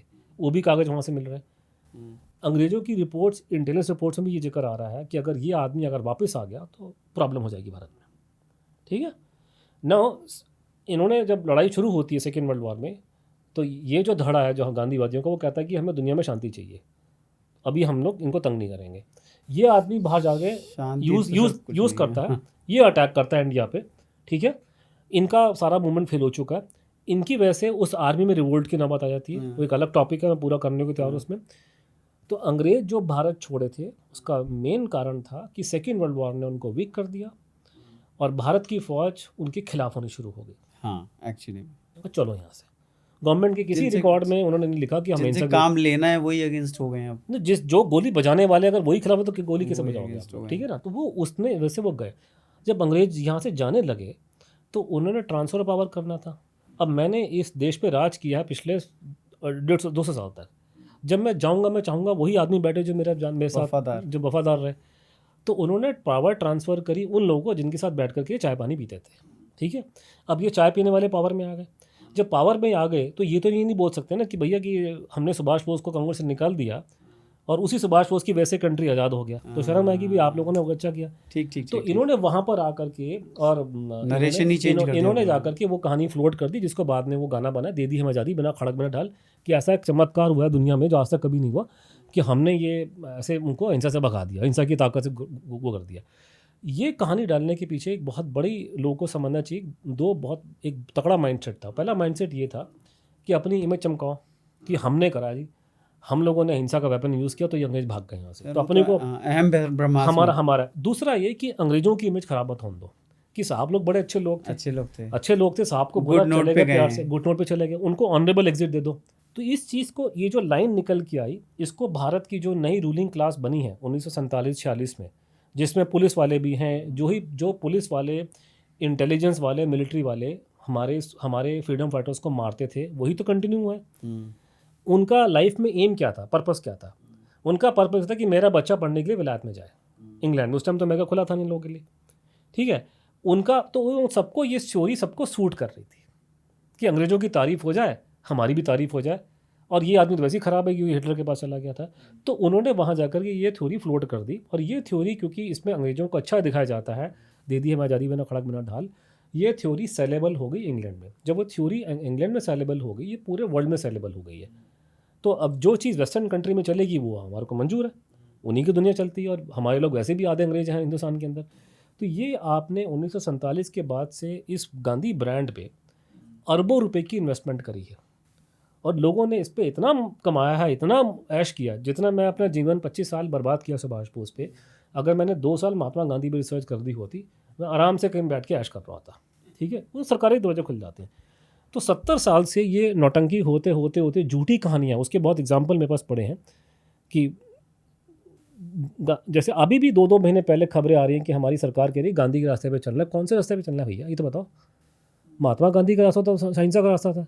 गांधी जी ने कहा कि आर्मी डिसबैंड कर दो, तो आप आर्मी डिसबैंड क्यों नहीं करते, ये बताइए मुझे। सर एक तो ये महात्मा कहाँ से आया है? द थिंग इज़ कि ये इतना इस पे इन्वेस्टमेंट हुआ है, इतना ज़्यादा बढ़ गया करके, वर्ल्ड वाइड ब्रांड बन गया। कल को सडनली वन फाइन मॉर्निंग प्रधानमंत्री एडमिट कर ले रातों कि मित्रों सुभाष बोस जीवित थे, भारत में थे, गवर्नमेंट को मालूम था, इंटरनेशनल कॉम्प्लिकेशन थी, हम ये बात नहीं बोल सके पहले, लेकिन आज हम बता रहे हैं आपको ये कहानी। कल को जब ये बात बाहर निकलेगी, बवाल हो जाए, बवाल होगा, बवाल मचेगा। बवाल मचने के बाद में घूम फिर के कहानी निकल गई कि साहब आज़ादी तो दिलाई सुभाष चंद्र बोस ने और खिचड़ी खा गया है गांधी जी, इन कंपनी के नाम पे डाल दी। ये तो गलत है। फिर लोग बोलेंगे इनकी नाम हटाओ, उनका नाम डालो। जनरेशन रूल कर गई। जिन लोगों ने 80-90 साल से गांधी ब्रांड से पैसा कमाया है, इज्जत कमाई है, जो विदेशों में जा जाके ही नहीं देंगे, वो विदेशों में जा जाके ऐसी वाहिया स्टेटमेंट देते हैं कि हम लोग तो अहिंसा से काम कर लेते हैं, हमारे यहाँ तो फौज की ज़रूरत नहीं है, आर्मी डिसबैंड कर दो। इस तरह की बातें, बकवास, वाहियात इस देश में लोग करते हैं हाईएस्ट लेवल पे, नोबेल प्राइज़ के चक्कर में या दूसरी चीज़ों के चक्कर में। वो सारा को सारा काम वो अलाउ करेंगे। 80 साल 90 साल से मैंने बापू गांधी की मैंने भक्ति करी है, मैं कैसे अलाउ कर दूँ सुभाष बोस का नाम आज के दिन में? मेरे बाप दादा ने पैसा कमाया उसके नाम से। तो वो पूरा का पूरा जो इकोसिस्टम है वो इसके फेवर में है ही नहीं। वो इवन पीएम को जाके झूठ फूट बोलते रहते हैं। जैसे हमें छोटी छोटी बात हम लोगों ने की, जब हम लोगों ने ये जब मुद्दा चला था ना कि नेताजी की मूर्ति यहाँ लगानी है या फिर अंडमान निकोबार का नाम चेंज करना है, तो हमें लोगों ने बताया कि पीएमओ में भी लोग कह रहे कि नहीं नहीं नहीं, अंडमान निकोबार में करने की ज़रूरत नहीं है, वहाँ तो जापानियों ने बहुत लोगों को मारा था। जापानियों ने लोगों को मारा था? आपके कश्मीर में अगर आज खबर आए कि कुछ गांव का सरपंच पाकिस्तान की आर्मी को इंटेलिजेंस देता है, तो हमारी फौज क्या उसको जाके उसको बिरयानी खिलाती है? मारेंगे और क्या, मारेंगे तो क्या करेंगे? तो तुम बैठ के वहाँ हिंदुस्तान के लोग अंडमान निकोबार में अगर जाके तुम अंग्रेजों को मुखबरी करोगे तो जापानी तुमको नूडल खिलाएंगे, आपको मारेंगे तुम्हारे को। बेकार की उल्टी सीधी ये नैरेटिव फ्लोट कर रहे हैं कि जापानियों ने हिंदुस्तानियों को मारा, साउथ ईस्ट एशिया में हमारी इंडियन आर्मी के लोगों को मारा। आप करने क्या गए थे वहाँ पे? सन 43 में भारतीय फौज साउथ ईस्ट एशिया में किसकी शादी में, किसकी बारात में गए थे? लोग क्या करने गए थे? ये गए थे जापानियों को मारने के लिए, हैं, अंग्रेजों के ऑर्डर पे, साहब को खुश करने के लिए। इनको लगा जलियांवाला बाग मिलेगा वहाँ पे, ये उल्टा पड़ गया। जापानियों ने इनकी चबड़ी उधेड़ दी वहाँ पे उनकी। अब कह रही थी जापानियों ने वॉर क्राइम्स किए। आप गए क्यों थे वहाँ पे? आप लोग आपकी वहाँ किसी की बारात में गए थे आप लोग? तो यहाँ इस तरह का उल्टी सीधी बातें चल रही हैं कि सब इंडियन, आजकल मैं देखो लोगों को बीमारी हो गई कि कहते हैं इंडियन सोल्जर गए हैं वो इजिप्ट में, वहाँ पे इंडियन सोल्जर कहाँ से आ गए इजिप्ट में 1942 में, 32 में? कौन से इंडिया? 47 के बाद का इंडिया। वो तो अंग्रेजों की आर्मी थी भैया, वो अंग्रेजों के लिए गए थे, आपके लिए नहीं गए थे। आर्मी थी, ठीक है, वो आपके लिए नहीं लड़ रहे थे, वो अंग्रेज के अपने राजा के लिए लड़ रहे थे। वो मेरी आर्मी नहीं है, वो अंग्रेज की आर्मी, उनका राज, उनका एम्पायर डिफेंड कर रहा है। अब जिसे खबर है ना वो डंकिन फिल्म आई थी, तो ये बाबर को कुछ नहीं कहते, हमारा नाम नहीं, हमारे इंडियन में गए। तुम्हारे अंग्रेज लड़ने गए हैं अपनी कंट्री के लिए, जर्मन लड़ रहे हैं अपनी कंट्री के लिए, अमेरिकन लड़ रहे हैं अपनी कंट्री के लिए, जापानी लड़ रहे हैं अपनी कंट्री के लिए। तुम किसके लड़ने गए थे वहाँ पे? इंग्लैंड के राजा के लिए। और तुम लोग कमांड में नहीं थे, तुम लोग वहाँ पे पीछे खड़े थे वो लेकर के मरने के लिए, कैनन फॉडर थे तुम लोग। तुम्हारा नाम क्यों हो जाए? मैंने 50 बार लोगों को बोला है कि मैं अंग्रेज, जापानी, जर्मन, सारे फौजी जो अपने देश के लड़े हैं उनकी मैं रिस्पेक्ट करता हूँ, लेकिन ये घटिया किस्म के जो मर्सनरीज हैं इनकी कोई रिस्पेक्ट नहीं है। आप ब्रिटिश राज को डिफेंड कर रहे हो, आपकी वजह से हमारा देश गुलाम हुआ। मैं भारतीय फौज की बात करूँगा, ये हमारी आर्मी, इनको सलूट मारेंगे जाकर के। हमारे जो 47 के बाद जो लड़े हैं कश्मीर में पाकिस्तान से, ये हमारी फौज है।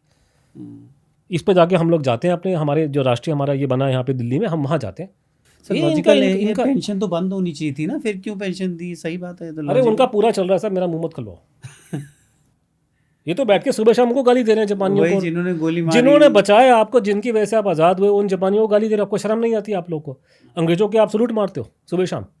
सच बात है। तो ये प्रॉब्लम है। तो ये जब आप देखिए, ऐसा है कि मेरे जैसा 2 टके का आदमी छोटी मोटी इंक्वायरी करके मैं बैठ के रिपोर्ट वो कुछ कर रहा, ठीक है, मैं जाकर के 3-3 4-4 घंटे के लेक्चर दे रहा हूँ अमेरिका में, मुझे लोग बैठ के सुन रहे हैं, और वो लोग वो सुनने में वो लोग जो ऐसी नौकरी कर रहे हैं जो आप जो लोग सुन रहे हैं, आप सपने लेते हो इस नौकरी करने के। मैं IITs में जा रहा हूँ, हम लोग और जगह जा रहे हैं, लेक्चर कर रहे हैं, किताबें बिक रही हैं, 4-4 घंटे के पॉडकास्ट हो रहे हैं, लोग सुन रहे हैं बैठ करके। मेरे जैसे अदने आदमी के बोलने से अगर इतना बवाल मच सकता है, do you understand what will happen if prime minister अगर बोल दे आज की ये बात सच है, ट्रू, वेरी तो उसका जो बवाल मचेगा, देन उसके बाद में और complication, international, second world war, ये फ्लांट हमगाना, वो निकालना मुश्किल है। तो वो जो गुमनामी बाबा जाते हैं, उनसे लोग पूछते हैं कि आप बाहर क्यों नहीं आ रहे? मेरा बाहर निकलना देश हित में नहीं है, लोग मेरी वजह से तकलीफ में पड़ जाएंगे, मुझे यहाँ रहने दो, मैं देश के लिए काम कर रहा हूँ। तो इस तरह की बातें, बहुत लंबा चौड़ा विषय है, बट ये टॉपिक है।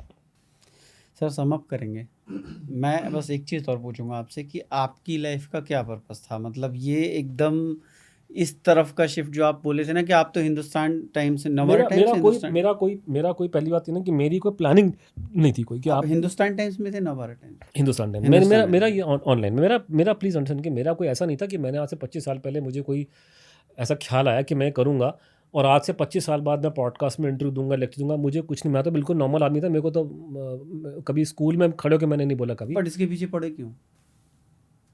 मेरे ऊपर डाल दिया विक्रम बेताल वाली कहानी, मैं नहीं पढ़ा, मेरे पास पढ़ गया शुरू करके, मैंने नहीं चूज़ किया उसको। तो मेरे को ये अपने मेरे पढ़ा पीछे, मेरा कोई पिछले जन्म का कोई रहा होगा करके मैं क्या कह सकता हूँ। कोई पिछले जन्म में कुछ किया होगा, उसके वजह से मेरे पढ़ गए। मैंने तो इसको मेरे पीछे पढ़ा है, मैंने छोड़ने की कोशिश की कई बार इसको, पर मेरा इसमें आने का कोई मोटिव कोई ऐसा नहीं कि मैं कोई बचपन से कोई नेताजी का बड़ा भक्त था तो मेरे को बड़ा, ऐसा कुछ नहीं है।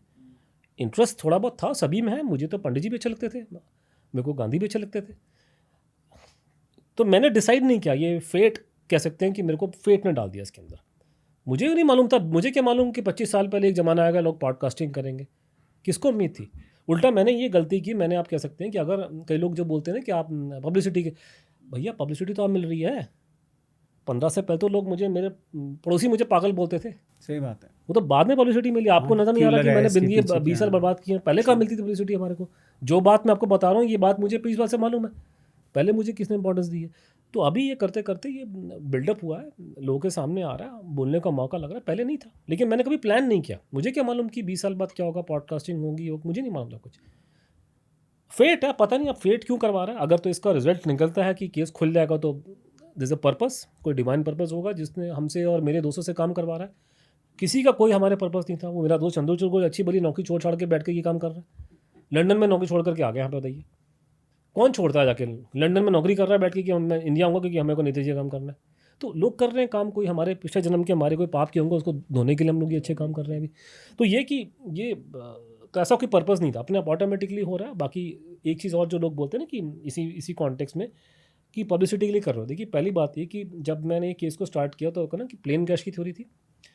आप समझिए ये रेस चल रही है, तो पहला घोड़ा है, सबसे पावरफुल घोड़ा था कि प्लेन क्रैश में नेताजी को मार दो। अगर मैं उसको मारूंगा गवर्नमेंट मेरे सपोर्ट में, आज मैं ये बोलना शुरू कर दूँ पॉडकास्ट में कि नेताजी मर गए प्लेन क्रैश में, आप मुझसे लिखवा लो, मेरे को भारत की एम्बेसियाँ बुला के मुझसे लेक्चर करवाएंगी, सरकार पूरी मदद करेगी क्योंकि मैं उनकी बात कर रहा हूँ। अगर मैं वो ना बोलूँ, मैं बोलूँ कि पंडित जी ने मरवा दिया रशिया में, जिसको मैं रिजेक्ट कर रहा हूँ, तो सारी अपोजिशन पार्टी जिनको कांग्रेस से खुंदक है वो मुझे बुला के सपोर्ट करेंगी या वो लोग सपोर्ट करेंगे। ठीक बात क्योंकि है। दोनों कहानी कहने के फिट आती है, उनका एजेंडा मिलता इनका है। एजेंडा उनका एजेंडा दोनों का।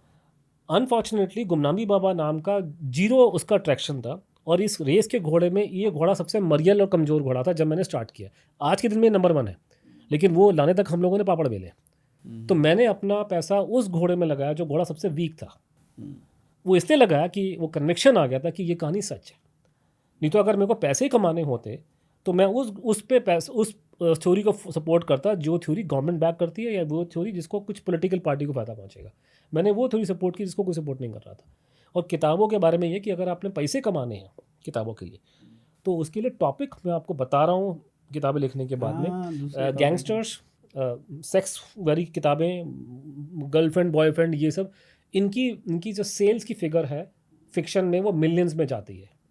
इतिहास वाली किताबें बहुत कम लोग पढ़ते हैं और ख़रीदते नहीं हैं। सुन लेंगे पॉडकास्ट, किताब नहीं खरीदते। किताब वो खरीदेंगे वो वाली चेतन वो भगत लव साहब स्टोरी, बन जाओ उनको तो। पढ़ने मजा आता है उनको। तो ये अगर पैसे किसी भाई ने कमाने हैं किताबें लिख करके, तो वो अच्छा मॉडल है। सर फिल्में तो आपकी किताबों भी बन गई। नहीं, उसका पैसा नहीं मिलता ना मुझे, फिल्में बनती हैं, फिल्म वाले पैसा कमा रहे हैं, हमारे को तो एक थोड़ा सा टोकन अमाउंट मिल जाता है। तो वो चक्कर है कि पैसा अगर कमाना जिसका इच्छा हो वो इस पे नहीं पड़ेगा, उसके लिए और अच्छा टॉपिक है पैसे कमाने के लिए। सर बहुत बहुत मज़ा आया आपके साथ बात करके। देखिए एक तो स्टोरी ही इतनी इंटरेस्टिंग है पूरी की पूरी, और आई थिंक जैसा आप बोल रहे हैं कि ये शायद हमने अभी इसको 20-30% भी एक्सप्लोर नहीं किया है। 5%। हाँ आप सोचो 5% भी एक्सप्लोर नहीं किया है, and it's a huge topic and huge debate to be happen. मैं आपसे ये रिक्वेस्ट करूंगा, जो आपके देखने वाले हैं वो आप वीडियो को देखें, पसंद करें, शेयर करें। एक मैं आपको आपके थ्रू एक मैं बताना चाहूँगा कि कई लोगों के पता नहीं, खासकर जो थोड़ी उम्र में ज़्यादा हो गए हैं, उनके दिमाग में फितूर है कि अगर आप कोई ऐसे पोस्ट ऐसे वीडियो शेयर करोगे तो टैक्स लगेगा। कि भैया कोई टैक्स नहीं है, जब तक आप शेयर नहीं करोगे, जब व्हाट्सअप पे आप उल्टे सीधे मैसेज शेयर करते हो तो कम से कम ये वीडियो को शेयर करो, लोगों को देखने दो। क्योंकि कल अगर को वीडियो में अच्छे लाइक और शेयर आते हैं तो मैं आपको बोल सकता हूँ जी, मुझे तिवारी जी मुझे बुलाइए फिर से, मैं और चर्चा करना चाहूँगा। और इस पे हम लोग गुमनामी बाबा की अभी डीएनए टेस्टिंग की बात हमने की है, मैं 50 टॉपिक हम मैं आपसे बात कर रहा था कि इसमें वहाँ टेस्ट क्यों नहीं हो रहा है। मैं आपसे सिर्फ यही आपको बोल रहा हूँ कि सारी बातों के आंसर हैं, लेकिन सुनने का समय और टाइम चाहिए, वो एक बारी में कवर नहीं हो पाता। लेकिन अगर लोग सपोर्ट करेंगे, इसको देखेंगे, प्रोग्राम को शेयर करेंगे, व्यूज़ बढ़ेंगे, तभी तो आप मुझे बुलाएंगे दोबारा। तो वो लोग सपोर्ट करें। सर 25 साल की ये जर्नी है आपकी रिसर्च की, तो इसको हम एंड कर रहे हैं कि चलिए आप इतने लंबे समय से स्ट्रगल कर रहे हैं अकेले दम पर, दो तीन मेरे दोस्त हैं, साथ में और भी दो तीन दोस्त दोस्त हैं, हैं, चंद्रचूड़ आपका में ग्रुप पढ़ है रहे जो हैं। आपने हाँ। बताया है, अपनी सारी चीज़ें छोड़ के इसके पीछे लगे हुए हैं। Let's suppose some day some fine day किसी को इसमें इंटरेस्ट आता है किसी को, और वो आपकी मदद करना चाहता है, तो कैसे करेगा? देखिए 3-4 चीज़ें हैं उसमें। पहली चीज़ तो ये कि जो आप अभी वीडियो को देख रहे हैं उसको शेयर करें, क्योंकि जब तक कोई व्यूअरशिप नहीं मिलेगी ना तो और वीडियो करना पॉसिबल नहीं होता। और तो पहला वीडियो शेयर करें, व्हाट्सएप पे डालें, यहाँ डालें और जगह, ताकि और लोग देखें, बातचीत करें। क्योंकि जितना पब्लिक में इन्फॉर्मेशन जाएगा उतना ही हमें फ़ायदा, उतना ही मुद्दे को हम लोग ऊपर तक ले जा सकें। हमारा जो एम ये है कि हम आज की जो गवर्नमेंट है मोदी जी की, वो हॉस्टाइल नहीं है, इनके हमने हाथ पर पकड़ के काम करवाना है। तो थोड़ा सा पब्लिक में जरा जरा इंटरेस्ट पैदा होगा तो नेता हल्ला सपोर्ट होगा। करेंगे, वो करेंगे। आप हॉस्टाइल नहीं है, हाथ पर पकड़ने पड़ेंगे, वो पकड़ने को हम राजी हैं, लेकिन ये सब होना चाहिए। क्योंकि बिना, अगर कहते हैं ना बच्चा ना रोए तो माँ भी उसको दूध नहीं दूध पिलाती। नहीं पिलाती, तो सही इसको बात। थोड़ा सा हमें वो करना पड़ेगा, तो उसमें मदद। दूसरा ये होता है कि तो ये सेकंड चीज़ ये है कि आपसे रिक्वेस्ट है या लोग ढूंढें, हमारी किताबें अवेलेबल हैं। एक किताब है बोस रिसेप्शन, वो नेताजी की आप कहते हैं कि फर्स्ट 2 थ्योरी को कवर करती है। और एक किताब है कलंड्रम, जिसमें आपको गुमनामी बाबा डिटेल में समझाया गया। आप उनके रिव्यू चेक कीजिए अमेजन में जा करके। कोई भी ऐसा प्रोडक्ट आप लेते हैं तो पहले आप रिव्यू चेक करते हैं, सबके रिव्यू बहुत अच्छे हैं। किताबें पढ़िए, क्योंकि कोई पॉडकास्ट से हम सारी बातें नहीं ठीक बता बात पाएंगे, है, बिकॉज वो इतना लंबा टॉपिक है कि 8-10 घंटे निकल जाएंगे कम से कम उसको पढ़ने में। तो वो पढ़िए। तीसरा ये कि हमारे एक लेक्चर्स होते हैं, मतलब मैं ये बात तभी समझा सकता हूँ अच्छा, जब मेरे पीछे पावर पॉइंट की फ़ोटो है, वीडियो Right. लगा करके वो करके, और लोग बहुत इन्जॉय With the करते हैं। मैंने facts and news cuttings and and everything. बहुत जगह किया मैंने, पूरे यूएस में किया हुआ है, यहाँ IITs में किया है, लंदन बिजनेस स्कूल में किया, बहुत जगह किया। लोग को बड़ा मज़ा आता है, सुनते हैं लोग, पूरी इवेंट बड़ा सही अच्छा टाइम पास होता है, लोगों को अच्छा लगता है, लोगों को सुनने में। तो वो मुझे लोग बुलाएं, क्योंकि इस देश में रोज़ भाषणबाजी होती है, लेक्चर होते हैं, प्रेजेंटेशंस होती हैं, तो लोग बुलाएं मुझे लेक्चर्स में, चंद्रचूड़ को बुलाएं, मुझे बुलाएं। और चौथा ये कि आज से पहले ये नहीं था, लोग मुझे बोलते थे कि आप पब्लिक से थोड़ा पैसा लो, तो मैं उसमें इच्छुक था नहीं, मैं पैसे के मामले में बड़ा कमजोर वो हूँ बड़ा। लेकिन बाद में थोड़ा आजकल लोगों ने UPI निकाल दी, तो मैंने UPI डाल दी कि मैं देख रहा हूँ कि बहुत से ऐसे ग्रुप हैं जो मेरा मानना है कि वो देश के लिए काम नहीं कर रहे। अब वो खुल्लम खुल्ला पैसे मांगते हैं कि हम ये अखबार चला रहे हैं, पैसा दो। तो मैंने भी ये बोला कि मैंने कौन सा पाप किया भैया, अगर आप उन गलत लोगों को पैसा दे रहे हो ठीक बात तो है। 10-5 में मुझे दे दो। मुझे तो भी मेरा दे दो, UPI हाँ। ID आप नीचे लगा देना, मैं आपको दे दूंगा। अगर जिसको जो बनता थोड़ा बहुत पैसा दे दे, ताकि हमें भी सब कुछ छोड़ छाड़ के बैठें। क्योंकि जितना हमारे को सपोर्ट सिस्टम मिलेगा, जितना लोग बुलाएंगे, जितना उतने हमारे हाथ मजबूत होंगे। और मैं चाहता हूँ कि ये आगे की जनरेशन में ना छोड़ें। ये मेरी जनरेशन में हम लोगों ने ही केस ख़त्म करना है। मुझे मेरी अपने अंदर में कोई इच्छा नहीं है कि मैं आने वालों के हाथ आने में वालों छोड़ूं। के लिए उलझन छोड़ के जाएं। वो ये है ना कि तुम गब्बर को नहीं मारोगे, ये हमारी प्रॉब्लम है, हमारी जनरेशन को सेटल करना है इस शो को। बिकॉज हम लोग बीच में आ गए। हम पास से कनेक्ट कर सकते हैं, हम फ्यूचर से कनेक्ट कर सकते हैं, हमारे आने वाले जो बाद के लोग हैं वो शायद कनेक्ट नहीं कर पाएंगे इतना। तो ये हमें केस को निपटाना है, हमारे पास में 1-2-2.5 साल है, इसके अंदर अंदर हमको ये काम करवाना है। तो मदद मिलेगी। और आपने बुलाई है तो बड़ा अच्छा लगा। उम्मीद करता हूँ फिर दोबारा आपसे फिर मुलाकात होगी। बिल्कुल सर, बिल्कुल। Thank you so much for coming on our show. Thank you thank so you for much sir. Having me. Thank you.